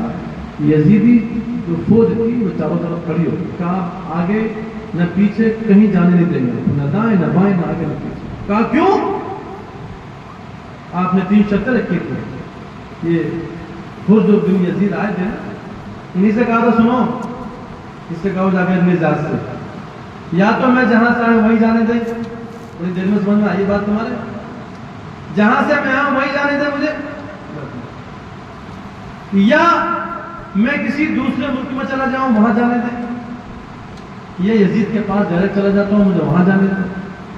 تینوں میں سے ایک بات ہونی چاہیے. خیر وہ باتیں وقتی طور پہ مانی نہیں گئی تھی آپ کی بس حکم یہ ہوا تھا کہ ان کو چٹیل میدان میں آپ کو روک دیا گیا. یزید کہنے لگے نہ ادھر نہ ادھر نہ آگے نہ پیچھے کہیں جانے نہیں دے. آپ نے فرمایا کیا جگہ ہے بھائی یہ بتایا کربلا. اچھا کربلا ہے تو یہی مقام کربلا ہے. ٹھیک ہے ہماری سواریاں یہیں بیٹھیں گی ہمارے ساز و سامان یہیں رکھے جائیں گے ہمارے ساتھیوں کی جامع شہادت نوش فرمانے کی جگہ یہی. اب سنیں چھوٹ میں چل رہا ہے بہت چھوٹ میں بہت تیزی کے ساتھ. ابن سعد کو امام حسین رضی اللہ عنہ کے مقابلے کے لیے بھیجا گیا ہے. ابن سعد نے بھیجا تھا. اصل میں اس کو رے کا گورنر بنایا گیا تھا. یہ رے کو جا رہا تھا ملک ایران کو جا رہا تھا لیکن اس نے کہا ابن سعد نے کہ پہلے وہ کام بعد میں کرنا پہلے امام حسین رضی اللہ عنہ سے نمٹنا. وہ چٹیل میدان کربلا میں پہنچ چکے ان سے نمٹنا. یزیدی آ گئے آپ سے مقابلے کے لیے. یہ سن ہجری 61 تھی محرم کی 2 تاریخ تھی. تقریباً 22,000 کا لشکر جرار جمع ہو گیا. اب ششپنج میں تھے یزیدی حملہ کیسے کریں. ادھر 22,000 کا لشکر جرار ادھر کل 72 نفوس قدسیہ ہیں جن میں بچے بھی ہیں اور عورتیں بھی ہیں بچیاں بھی ہیں مستورات بھی شامل ہیں. کل 82 یا کچھ آپ کے محبین اور لے لیجیے تو کچھ تعداد بڑھ جاتی ہے. بس یہی ہے مختصر. اب یہ چاہ رہے تھے ہم کسی طرح جنگ کریں لیکن ہمت نہیں پڑ رہی ہے. کیوں؟ اس لیے کہ ان 72 میں وہ حضرات بھی ہیں جن کی رگوں میں حیدر کرار کا خون ہے. ان کی شجاعت ان کی بہادری کو دیکھ کر کے یہ 22,000 کا لشکر جرار کانپ رہا تھا. کس طرح سے علی اکبر کے سامنے جایا جائے گا, کس طرح سے امام حسین رضی اللہ عنہ سے جنگ لڑی جائے گی, کس طرح سے حضرت قاسم رضی اللہ عنہ کے سامنے جایا جائے گا. 22,000 کا لشکر جرار ہے لیکن ہمت و طاقت نہیں ہے کہ سامنے جائے. جی حقیقت ہے یہ. پھر یہ فیصلہ ہوا، پورا لشکر کانپ ہے، سوچ رہا ہے کیسے ان سے جنگ کی جائے۔ پھر ان یزیدیوں نے یہ مشورہ کیا کہ ان کے اوپر پانی کو بند کر دو، جب بھوکے ہو جائیں گے، پیاسے ہو جائیں گے، تب کہیں جا کر کے ان سے ہم لوگ جنگ کر پائیں گے۔ آپ نے پڑھا ہے 3 دن کے لیے پانی کو بند کیا گیا تھا، 3 دن کے لیے نہر فرات کا پانی بند کر دیا تھا۔ ابھی نبی محرم ہوئی تھی، 2 دن ہوئے تھے پانی کو بند کیے ہوئے، تو کرنٹ پیدا ہوا کہ جنگ کرے، ابھی نقارہ بجا دے گا جنگ کا، بتایا نا آپ کو۔ تو امام حسین رضی اللہ عنہ نے فرمایا تھا حضرت عباس رضی اللہ عنہ سے جا کے کہو ہمیں 1 رات چاہیے تاکہ ہم اس رات اللہ پاک کی یاد کریں، نماز پڑھیں، دعا کریں، اللہ پاک کو خوب یاد کریں، کیونکہ ہماری آخری رات ہے۔ بہرحال یزیدیوں کی طرف سے مہلت مل گئی۔ اس شب میں امام حسین رضی اللہ عنہ نے، آپ کے گھر والوں نے، آپ کے ساتھیوں نے شب بیداری کی، اللہ رب العالمین کی خوب عبادت کی۔ اور ساتھ ہی ساتھ جو خیمہ لگا ہوا تھا، خیمے کے پیچھے ایک خندق ایک گڑھا کھودا گیا، اس میں لکڑیوں کو جمع کیا گیا۔ کیوں؟ اس لیے کہ کل جب جنگ ان سے چلے گی تو اس میں آگ لگا دی جائے گی تاکہ کوئی یزیدی شیطان پیچھے سے آ کے ہمارے خیمے پہ حملہ آور نہ ہو جائے۔ سویرا ہوتا ہے، جنگ کا نقطہ بچ جاتا ہے، اب باضابطہ جنگ شروع ہو جاتی ہے۔ کس سے؟ نبی کے گھر والوں سے جنگ کی جائے گی۔ یہ اللہ کیسے خبیث تھے یہ لوگ، کیسے ظالم تھے یہ لوگ۔ قیامت تک کا آنے والا مسلمان، ہر ایمان والا، اور بلکہ ہر عقل والا، ہر انصاف پر جو تاریخ کربلا کا مطالعہ کرے گا وہ یہی کہے گا کتنے بڑے ظالم تھے یہ لوگ، کتنے بدتمیز تھے یہ لوگ، کیسے کم بخت تھے یہ لوگ، جو ایک طرف نبی پاک علیہ السلام کا کلمہ پڑھ رہے تھے اور دوسری طرف انہی کے گھر والوں سے جنگ کی تیاریاں کر رہے تھے، جنگ کر رہے تھے، ان کو شہید کر رہے تھے۔ قیامت تک آنے والا ہر عقل والا ان پہ پھول پھول بن۔ جنگ شروع ہوئی، باضابطہ وقت جلت دامن گینے میں لمبی راستہ آنے وہ تھی۔ جنگ شروع ہوئی، ادھر سے کوفی یزیدی آتے گئے، ادھر سے امام حسین رضی اللہ عنہ کے محبین جاتے رہے۔ تعداد کم تھی، جاتے رہے، بہت سو کو زخمی کرتے رہے، بہت سو کو جہنم میں پہنچاتے رہے۔ لیکن جب آپ کے ساتھیوں کی تعداد جو اہل بیت سے نہیں تھی وہ ختم ہو گئی، سب جام شہادت نوش فرما لی، تب حضرت عقیل رضی اللہ عنہ کے فرزند میدان میں آئے۔ لیکن ایک بات یاد رکھیں، جب تک محبان اہل بیت جو رسول اللہ صلی اللہ علیہ وسلم گھر والوں سے نہیں تھے، جب تک وہ بقید حیات رہے، تب تک ہمارے نبی علیہ السلام کے گھر والوں پر تیر لگنا دور کی بات ہے، کسی دشمن نے، کسی یزیدی نے گھور کے بھی نہیں دیکھا۔ ایک ایک کر کے جام شہادت نوش فرمایا۔ اس کے بعد میں حضرت عقیل رضی اللہ عنہ نے حضرت مسلم رضی اللہ عنہ کے بھائی وہ میدان میں گئے، بہت سارے یزیدیوں کو زخمی کیا، جہنم میں پہنچایا، انہوں نے بھی جام شہادت نوش فرمایا۔ حضرت مسلم رضی اللہ عنہ کے فرزند تشریف لے۔ اس کے بعد میں حضرت علی رضی اللہ عنہ کے والد مکرم، یا اللہ، حضرت علی رضی اللہ عنہ کے بیٹے 5 تھے نا، وہ سب ایک کے بعد دیگر تشریف لے گئے اور بہت سارے یزیدیوں کو زخمی کیا، بہت سو کو جہنم میں پہنچایا، لیکن انہوں نے بھی پھر جام شہادت نوش فرمایا۔ اس کے بعد جی حضرت قاسم رضی اللہ عنہ کھڑے ہو گئے۔ حضرت قاسم کون ہے؟ حضرت امام حسن مصطفیٰ رضی اللہ عنہ کے بیٹے، 19 سال کی عمر شریف، 19 سال کی، یہی وہ حضرت قاسم رضی اللہ عنہ ہیں جن کی نسبت حضرت بی بی سکینہ رضی اللہ عنہ کے ساتھ ہوئی تھی۔ خالی رشتہ ہوا تھا، نسبت ہوئی تھی، شادی نہیں ہوئی تھی۔ آج ہمارا سنی شیعوں کو دیکھ کر کے مہندی نکالتا ہے، معاذ اللہ، شرم آنی چاہیے، ڈوب کر مرنا چاہیے۔ وہاں شادی ہو رہی تھی کربلا میں، مصیبتوں کے پہاڑ، سخت امتحان تھا، ہمارے نبی کے گھر والوں کا وہاں شادی ہو رہی تھی؟ ہرگز نہیں۔ حضرت امام قاسم رضی اللہ عنہ کی شادی کربلا میں نہیں ہوئی ہے۔ حضرت سکینہ رضی اللہ عنہ کا جو نکاح ہوا ہے وہ بعد میں حضرت مصعب رضی اللہ تعالیٰ عنہ کے ساتھ میں، لہذا مہندی کو آگ لگا دی جائے، ایسے وقت میں مہندی نکالی جائے گی؟ سنی ہو کے مہندی نکالتا ہے۔ حضرت قاسم رضی اللہ عنہ امام حسن مصطفیٰ رضی اللہ عنہ کے شہزادے، سبحان اللہ، کڑیل نوجوان امام حسین رضی اللہ عنہ سے اجازت دیتے، چچا جان مجھے اجازت دیجیے، ان ظالموں کے مقابلے میں جاتا ہوں۔ امام حسین رضی اللہ عنہ نے فرمایا آپ کو اجازت نہیں دی جائے گی بھتیجے، میں آپ کو یہاں پہ اس لیے نہیں لایا ہوں کہ ان نیزوں سے زخمی کرواؤں، دشمنوں کی تلواروں سے آپ کا جسم چور چور کرواؤں، اس لیے نہیں لایا ہوں میں آپ کو، یہ میرے خون کے بھوکے، ان کے مقابلے میں جاتا ہوں، آپ نہیں کہا نہیں ہے چچا جان، جب تک جسم میں جان ہے کوئی یزیدی آپ کا مال دیگا نہیں کر سکتا ہے، میں جاؤں گا میدان میں اور میں اپنی قیمتی جان کو آپ کو نشان کروں۔ بہرحال حضرت قاسم رضی اللہ عنہ میدان میں جاتے ہیں، میدان میں پہنچے، یزیدیوں کی ہوائیاں اڑ گئی۔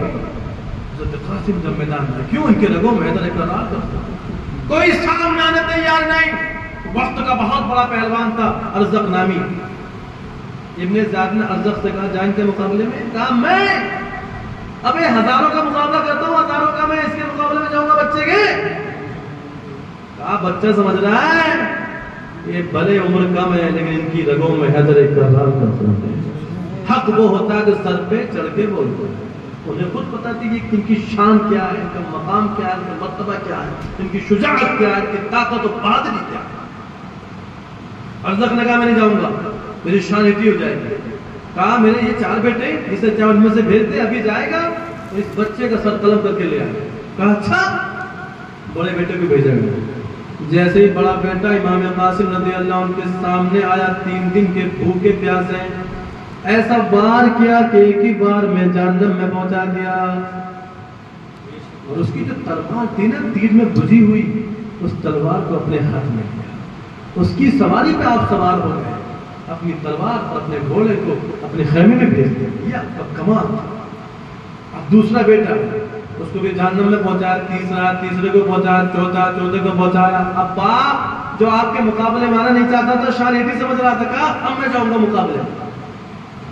میرے 4 بیٹوں کو اس نوجوان نے قتل کر دیا، اب مقابلے میں باپ آیا، الٹا سیدھا بکتا ہوا، گالیاں بکتا ہوا، معاذ اللہ۔ حضرت قاسم نے فرمایا سنو، ہم اہل بیت رسول اللہ کے گھر والے ہیں، ہم خاتون جنت کے نور نظر ہیں، گالیاں بکنا ہماری شان نہیں، ہم گالیوں کا جواب گالیوں سے نہیں دیں گے۔ ہاں البتہ جہاں تیرے 3 بیٹوں کو پہنچایا بڑی آسانی سے تجھ کو بھی وہیں پہنچائیں گے۔ اب وہ آیا کیونکہ غصے میں تھا ہی، جلدی آتا، غصے میں اور مزید اس کا اضافہ ہو گیا۔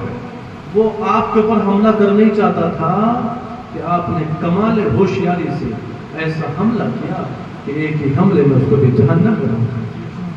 3 دن کے بھوکے پیاسے، ارزق کوئی معمولی پہلوان نہیں تھا، بڑا شہرہ تھا، بڑا غلغلہ تھا اس کا۔ شام میں اور عراق میں ہزار سے اکیلا مقابلہ کرتا تھا، لیکن یہ حضرت قاسم ہے، یہ معمولی شخصیت نہیں ہے، ان کے رگوں میں حیدر اقرار ہے۔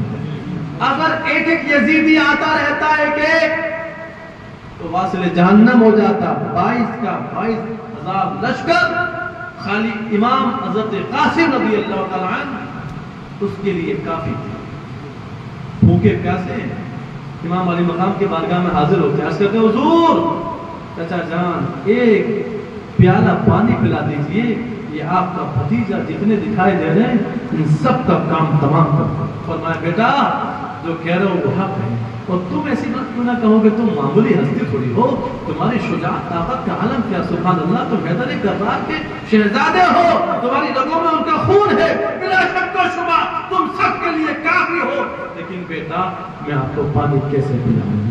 سخت امتحان ہے ہمارا، چند لمحے جاتے، چند ساعت کے بعد اپنے نانا جان صلی اللہ علیہ وسلم کے ہاتھوں سے وہ پانی پیو گے کہ اس پانی پینے کے بعد میں کبھی پیاسی نہیں۔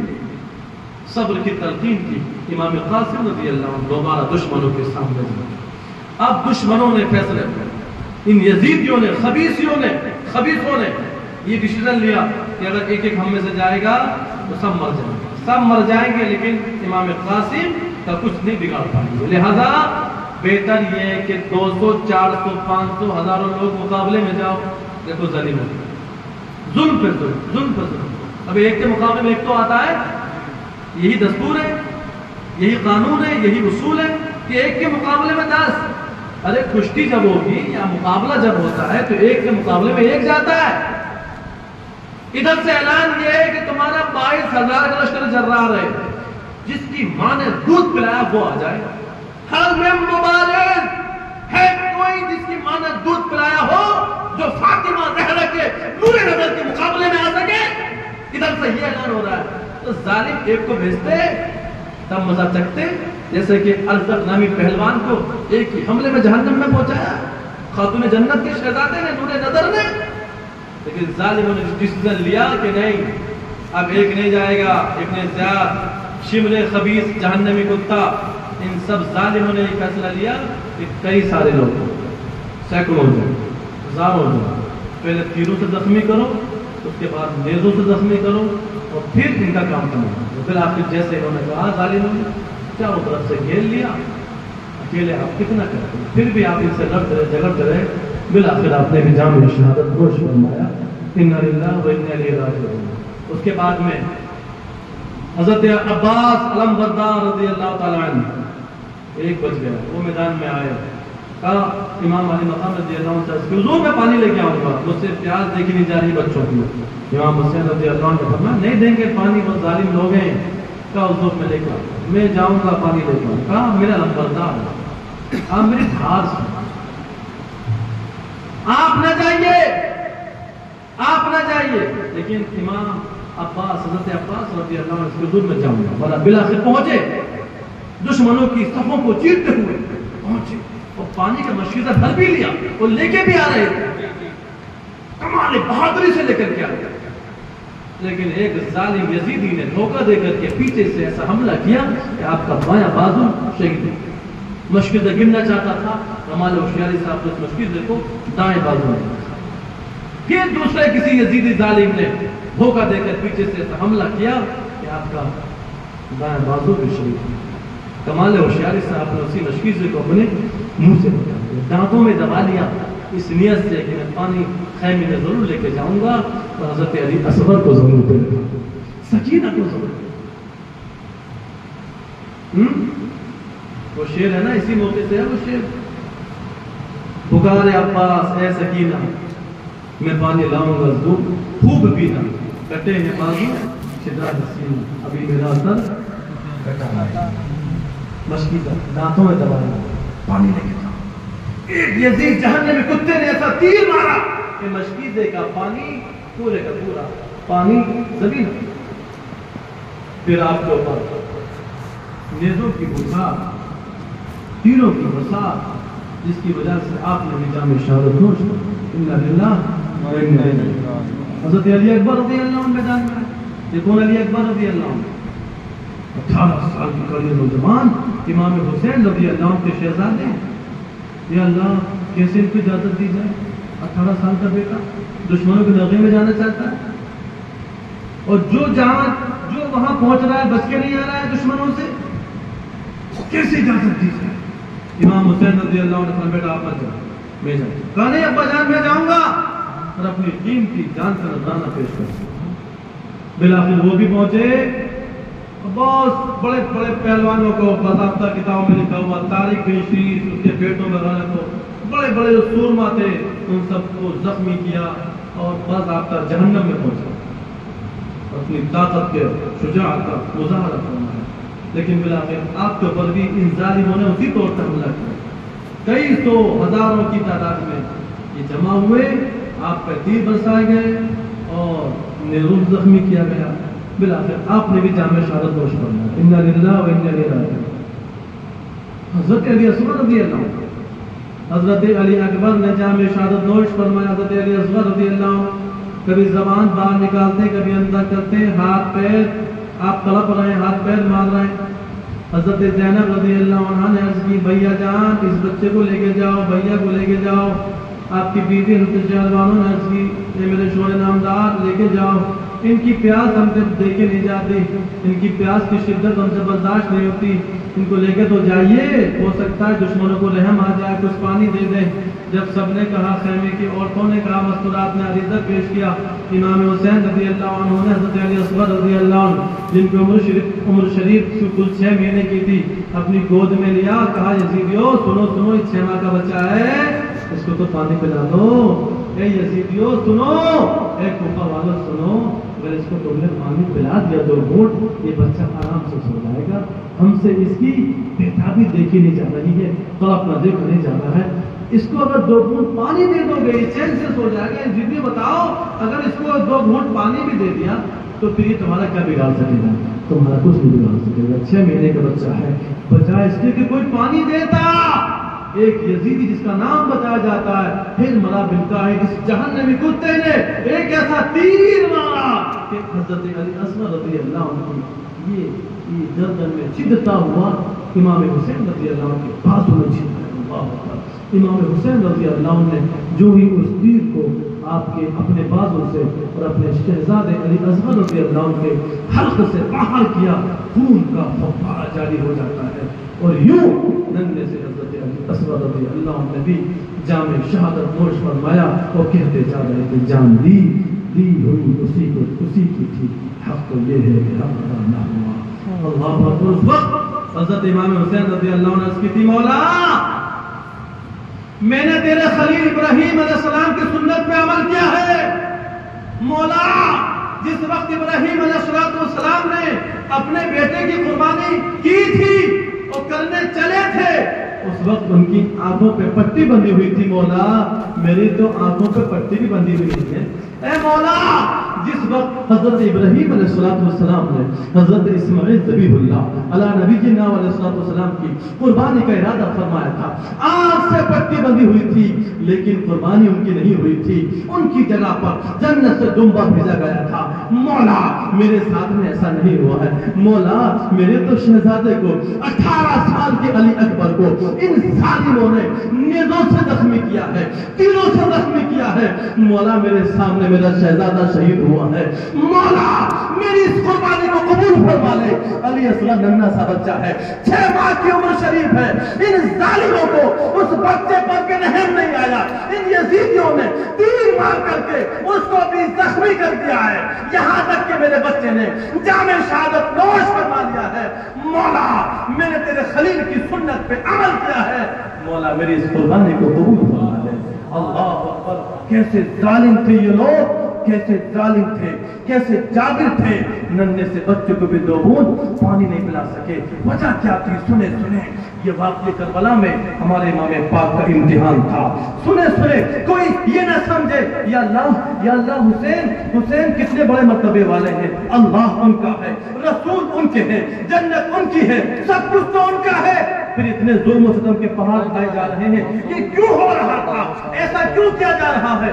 سنے اللہ رب العالمین ان کا امتحان لے رہا تھا، اللہ رب العالمین دیکھنا چاہتا تھا، قیامت تک کے لوگوں کو دکھانا چاہتا تھا یزیدیوں کے ظلم کی انتہا کیا ہے اور میرے نبی کے گھر والوں کے صبر کی انتہا کیا ہے۔ سبحان اللہ۔ یزیدیوں کے ظلم کی انتہا کیا ہے، اس کو پاک پروردگار عالم ظاہر فرمانا چاہتا تھا، اور میرے نبی کے گھر والوں کے صبر کی انتہا کیا ہے۔ اللہ اکبر۔ اب باری آ جاتی ہے حضرت امام علی مقام رضی اللہ عنہ کی، امام حسین رضی اللہ عنہ میدان کارزار میں جانے کی تیاری فرماتے ہیں، وہ کیسا وقت ہوگا جب امام حسین رضی اللہ عنہ میدان کارزار میں جانے کی تیاری فرماتے ہوں گے، آپ کی دونوں بیویوں کے دل پر کیا گزر رہی ہوگی، حضرت زینب رضی اللہ عنہ رو رہی ہیں، اللہ اکبر، گنگنا رہی ہیں، بی بی سکینہ رضی اللہ عنہ چھوٹی سی عمر ہے، رو رہی ہیں، ابا جان کے قدموں میں لپٹ جاتی ہیں، عرض کرتی ہیں ابا جان میں آپ کو نہیں جانے دوں گی، ابا جان آپ چلے جائیں گے میرا کوئی نہیں رہے گا، میں ابا کہہ کر کے کس کو پکاروں گی۔ امام علی مقام رضی اللہ عنہ نے اپنی بیویوں کو صبر کی تلقین کی، حضرت زینب سے فرمایا زینب سنو، جس بات کی تم لادلی بیٹی ہو اسی کا میں شہزادہ ہوں، جس طرح سے میں صبر سے کام لے رہا ہوں ویسے آپ کو بھی صبر سے کام لینا ہے۔ زینب سنو، ہمارا امتحان ہے، سخت امتحان ہے، اللہ رب العالمین ہمارے صبر کی انتہا کو دیکھنا چاہتا ہے، قیامت تک کے لوگوں کو दिखाना चाहता है, लिहाजा सब्र का दामन हाथ से नहीं जाने देना है। ए ज़ैनब, अभी तो तुम्हारे ऊपर और मुसीबतों के पहाड़ तोड़े जाएंगे, लेकिन सब्र का दामन हाथ से नहीं जाने देना है। इमाम अली मकाम रज़ी अल्लाह अन्हु ने नसीहत फरमाई, वसीयत फरमाई, सब्र की तलकीन की, और फिर मैदान कारज़ार में तशरीफ ले जाते हैं। अल्लाह अकबर, जिस वक्त तशरीफ ले जा रहे थे और इमाम अली मकाम रज़ी अल्लाह अन्हु नसीहत फरमा रहे थे, सब्र और शुक्र की तलकीन फरमा रहे थे, हज़रत ज़ैनब से जुमला इरशाद फरमाया था, ज़ैनब मेरी छोटी सी लाडली सी बेटी का ख्याल रखना, सकीना मुझे बड़ी प्यारी है, मेरी लाडली सी बेटी है, मुझसे बड़ी मोहब्बत करती है, और तुम्हें पता है मैं सकीना से बेइंतहा मोहब्बत करता हूँ। ए मेरी बहन ज़ैनब, इसे मेरे जाने का एहसास न होने देना, इसे यतीमी का एहसास न होने देना, इससे उल्फत से प्यार होना, उससे इससे मोहब्बत से पेश आना, उल्फत से पेश आना। ए ज़ैनब, ए मेरी हमशीरा सुनो, इस मेरी बच्ची को यतीमी का एहसास न होने पाए। हज़रत ज़ैनब रज़ी अल्लाह अन्हा ने अर्ज़ की, भैया आप कैसी बातें कर रहे हो? आज सकीना ही यतीम नहीं हो रही है, बल्कि आज हम सब यतीम हो रहे हैं।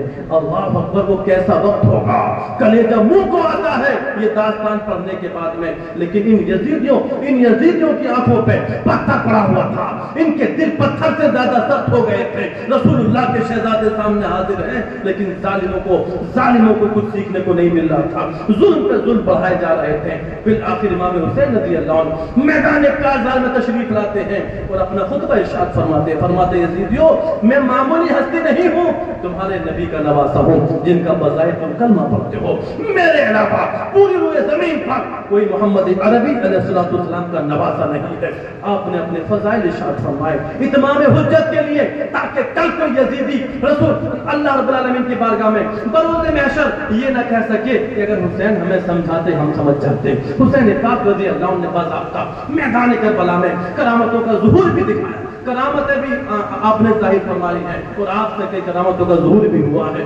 बार बार इनको यजीदियों को समझाया भी है, यहाँ तक कि जब आखिरी वक्त है फिर भी आप समझा रहे हैं, अपने फज़ाइल बता रहे हैं, लेकिन यजीदियों की आंखों पे पर्दा पड़ा हुआ है। कहा हमें समझाने की जरूरत नहीं है, यजीद के आगे अपना सर झुका दीजिए, वरना तो जंग के लिए तैयार हो जाएंगे। आपने फरमाया कैसी बातें करते हो, अबे मद्दे हक बातिल के आगे मार खा सकते नहीं, सर कटा सकते हैं लेकिन सर झुका सकते नहीं। यजीद में हंजार है, यजीद पलीद है, यजीद फासिको फाजिल है।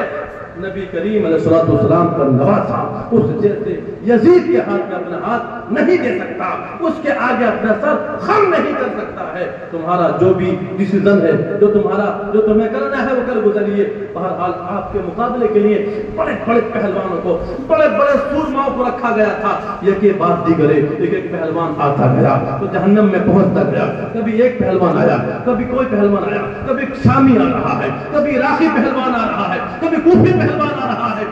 के बाद दीगरे बड़े बड़े सूरमा जिनकी शुजाअत के डंके बजे हुए थे आपके मुकाबले में आते रहे और आप उनको जहन्नम में पहुंचाते रहे। बिल आखिर यजीदियों ने फिर खबासत का मुजाहरा किया, बिल आखिर फिर इन्होंने अपनी बुज़दिली का मुजाहरा किया। कहा ये हुसैन इब्ने अली हैं, इनकी रगों में हज़रत हैदर कर्रार का खून है, ये बड़ी बहादुरी वाले हैं। 22,000 का लश्कर भी एक एक करके इनके मुकाबले में जाता रहेगा, भले 3 दिन के भूखे प्यासे हैं, फिर भी तुम में से कोई नहीं बच पाएगा। बचने की एक ही सूरत है, हजारों की तादाद में इनके मुकाबले में जाओ। और कैसे जाओगे? तलवार से पहले हमला नहीं करना है, बल्कि तीरों से इनके जिस्म पाक को जख्मी करना है, उसके बाद में नेज़ों से जख्मी करना है, फिर इनके सर को इनके जिस्म से जुदा करना है। शिब्र लईन जहन्नमी कुत्ते का मशवरा यही था, इब्ने ज़ियाद जहन्नमी कुत्ते का मशवरा यही था, इन सब खबीसों ने, इब्ने साद जहन्नमी कुत्ते, इन सब का जो मशवरा था वो यही था। बिल आखिर यही किया गया। इमाम हुसैन रज़ी अल्लाह अन्हु अकेले हैं मैदान कारज़ार में, आपके जिस्मों पर तीरों की बुझार की जा रही है, और जब आपका जिस्म पाक छलनी हो जाता है, नेज़ों से आपके जिस्म पाक को जख्मी किया गया। यहाँ तक कि तारीख में लिखा हुआ है कुल 72 जख्म आपके जिस्म पाक पर लग चुके थे। आप बतकाज़े बशरी बहुत ज्यादा नकाहत महसूस करने लगे थे, यहाँ तक कि आपके अंदर, आपके जिस्म पाक के अंदर आगे कुछ करने की हिम्मत मुसक्कत नहीं रही थी। आप अपने घोड़े से नीचे तशरीफ ले आते हैं और अल्लाह रब्बुल आलमीन की बारगाह में सजदा रेज़ हो जाते हैं। 72 जख्म खाने के बाद بعد میں پاک پروردگار عالم کی بارگاہ میں سجدہ چکا اور بتا دیا پوری دنیا کو کہ آخری وقت میں بھی 72 زخم کھا کر کے بھی اگر یہ سر جھکا ہے تو خالق کائنات کی بارگاہ میں جھکا ہے. آپ سجدہ ریز ہیں رب العالمین کی بارگاہ میں سجدے میں ہیں, سجدہ کر رہے ہیں, اللہ پاک کی عبادت کر رہے ہیں, رب العالمین کو یاد کر رہے ہیں. اسی وقت میں خولد بن یزید, سنان بن یزید جہنمی کتا اور شمر لعین خبیث جہنمی کتا, ان ظالموں نے امام حسین رضی اللہ عنہ کے سر پاک کو جسم پاک سے جدا کر دیا. انا للہ و انا الیہ راجعون. شاہ است حسین, بادشاہ است حسین, دین است حسین, دین پناہ است حسین, سردار ندار دست در دست یزید, حقا کے بنا لا الہ است حسین. قتل حسین اصل میں مرگ یزید ہے, اسلام زندہ ہوتا ہے ہر کربلا کے بعد. کوئی یہ نہ سمجھے کہ حسین مر کر حسین کو شہید کر دے گا, معاذ اللہ, حسین مر گئے. نہیں نہیں, میرا حسین آج بھی زندہ ہے. کون کہتا ہے؟ یہ میں نہیں کہتا, بلکہ پاک پروردگار عالم قرآن میں ارشاد فرماتا ہے وَلَا تَحْسَبَنَّ الَّذِينَ قُتِلُوا فِي سَبِيلِ اللَّهِ أَمْوَاتًا. سنو, جو لوگ اللہ کی راہ میں شہید کر دیے گئے ہیں انہیں ہرگز مردہ گمان نہ کرنا, بل احیاء عند ربهم يرزقون, بلکہ وہ زندہ ہے اور اس شان سے زندہ ہے کہ انہیں ان کے رب کے یہاں روزی بھی دی جاتی ہے. اللہ اکبر. اللہ کریم نے یہ اعلان فرمایا ہے امام حسین رضی اللہ تعالی عنہ آج بھی زندہ ہے. تو زندہ ہے واللہ, تو زندہ ہے واللہ. میرے چشم عالم سے چھپ جانے والے, سنے کسی کے ذہن میں یہ بات نہ آ جائے یا اللہ اتنا یہ نہر فرات جس کا پانی دشمن پی رہے تھے, یہودی عیسائی پی رہے تھے, کتے جانور اس میں لوٹ رہے تھے, لیکن امام حسین رضی اللہ عنہ پر یہ پانی بند کر دیا گیا.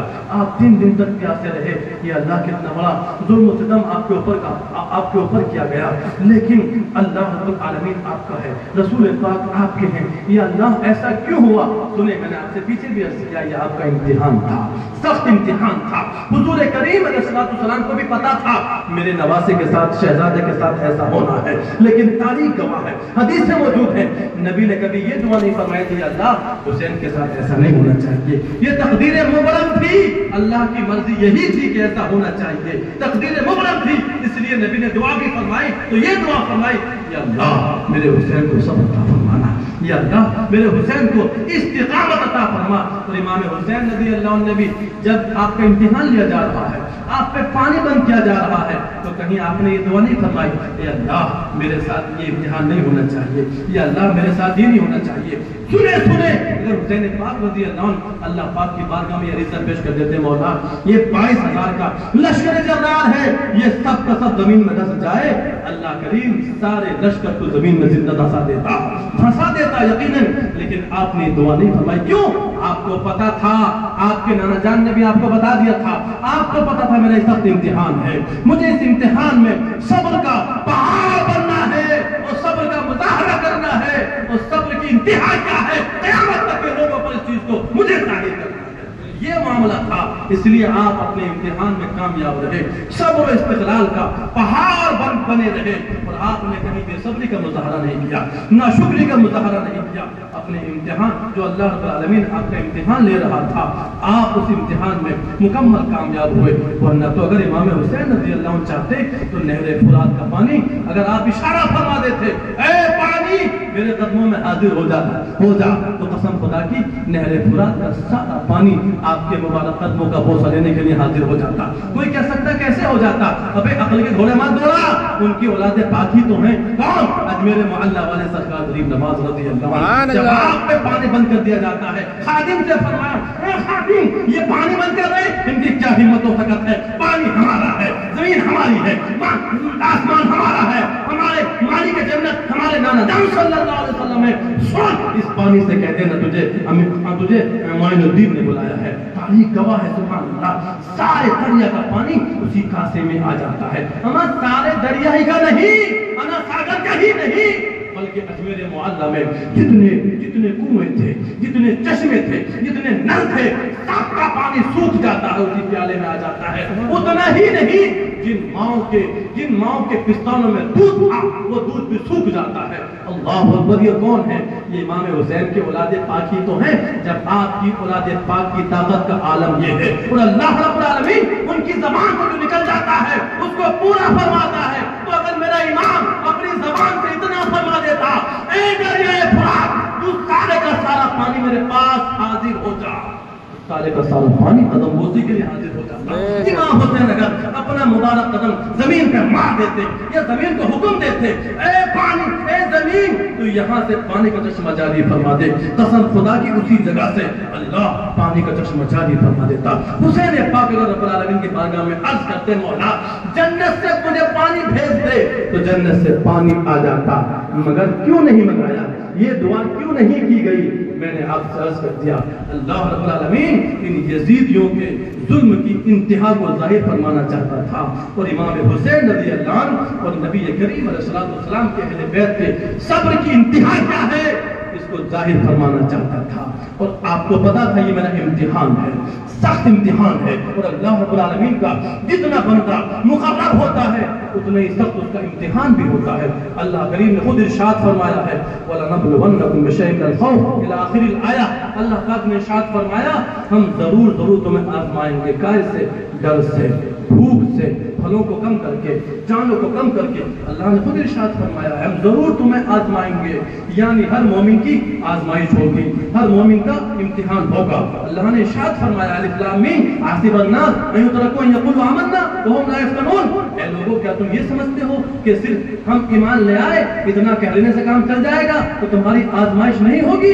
وَلَقَدْ فَتَنَّا الَّذِينَ مِن قَبْلِهِمْ، اللہ پاک ارشاد فرماتا ہے ہم نے جو تم سے پہلے والے تھے ان کو بھی آزمایا ہے، ان کا بھی امتحان لیا ہے، ان کی بھی آزمائش ہوئی ہے۔ اور اللہ پاک نے ارشاد فرمایا ہے جس کا ترجمہ آیت کا یہ وقت اللہ دامنگیر ہے کہ ہم جو امتحان لیتے ہیں، کیوں لیتے ہیں؟ اس لیے امتحان لیا جاتا ہے تاکہ اللہ ظاہر فرما دے سچا کون ہے، جھوٹا کون ہے۔ تو جتنے بڑے مرتبے والا ہوتا ہے اس کا اتنا ہی سخت امتحان لیا جاتا ہے، اتنا ہی سخت اس کی آزمائش ہوا کرتی ہے۔ اور سنے اللہ پاک نے ارشاد فرمایا وبشر الصابرین، اے حبیب خوشخبری سنا دیجیے کن کو؟ صبر کرنے والوں کو۔ ہم آزمائش لیں گے، ہم امتحان کریں گے، لیکن سنیں الذین اذا اصابتهم مصیبہ، صابرین وہ ہیں جب انہیں کوئی مصیبت پہنچتی ہے تو صبر و رضا کا پیکر بن کر کے وہ یہ کہتے ہیں انا للہ و انا الیہ راجعون، بے شک ہم تو اللہ ہی کا مال ہے اور ہمیں اللہ ہی کی طرف واپس جانا ہے۔ جو صابر و شاکر ہوا کرتے ہیں اللہ قرآن میں اعلان فرماتا ہے اولئک علیہم صلوات من ربی ورحمہ واولئک هم المہتدون، یہی وہ لوگ ہیں جن پہ ان کے رب کی طرف سے رحمت نازل ہوتی ہیں، درود نازل ہوتی ہیں، اور یہی لوگ ہدایت یافتہ ہیں۔ اس لیے میرا امام اور میرے نبی کے گھر والے صبر و شکر سے کام لیے، انہیں پتا تھا ہمارا سخت سے سخت امتحان ہے، اور یہی دعا کرتے رہے مولا ہمیں اس امتحان میں کامیابی عطا فرما، صبر عطا فرما، استقامت عطا فرما۔ اپنے نانا کا وعدہ وفا کر دیا، نانا کا وعدہ یہی تھا بیٹا، سرکار نے ارشاد فرمایا تھا، بخاری شریف کی حدیث ہے، سنو مصطفیٰ نے ارشاد فرمایا تھا میرے دین کو تبدیل کرنے والا، میری سنت کو بدلنے والا جو سب سے پہلا شخص ہوگا وہ بنی امیہ کا شخص ہوگا جس کا نام یزید ہوگا۔ نبی نے ارشاد فرمایا تھا، نہ سرکار نے اپنے پیارے نواز سے یہی وعدہ فرمایا تھا سن میرے دین میں تبدیلی پیدا کی جا رہی ہے، شریعت کو بدلا جا رہا ہے۔ ہمیں یزید نے حرام کو حلال، حلال کو حرام کر دیا تھا، یزید نے حرام کو حلال، حلال کو حرام کر دیا تھا۔ کوئی کہہ سکتا ہے کہ امام حسین رضی اللہ عنہ کو یزید کی بیعت کر لینی چاہیے تھی، یزید کی بیعت کر لینی چاہیے تھی۔ پتہ ہے اگر امام حسین رضی اللہ عنہ یزید کی بیعت کر لیتے تو دین بدل جاتا، اپنی اصلیت پر قائم نہیں رہتا۔ کیوں؟ اس لیے کہ یزید نے بھائی بہن کے سگے بھائی بہن کے نکاح کو جائز کر دیا تھا، معاذ اللہ۔ دین اپنی اصلیت پر قائم رہتا۔ آج لوگ شرابی کو اپنا امام بنا لیتے، شرابی کو امام بنا لیتے۔ کوئی کہتا کہ ہم شرابی کے پیچھے نماز نہیں پڑھیں گے، دوسرا کہتا کیوں نہیں پڑھے گا؟ جب امام حسین نے شرابی کو اپنا امام بنا لیا تھا، شرابی کو اپنا امیر مان لیا تھا، شرابی کے پیچھے نماز پڑھ لی تھی، تو تو کیوں نماز نہیں پڑھے گا؟ یہ معاملہ تھا۔ اس لیے امام حسین رضی اللہ عنہ سے سرکار دو عالم علیہ السلام نے وعدہ فرمایا تھا بیٹا اس دین کے تحفظ کے لیے، ہماری شریعت کے تحفظ کے لیے اپنے تن من دھن کو قربان کرنے کی نوبت بھی آ جائے تو خوشی خوشی قربان کر دینا، لیکن ہماری شریعت کی حفاظت کرنا۔ ان کے نوازے نے اسی وعدے کو پورا کرنا، اپنے نانا کا وعدہ وفا کر دیا۔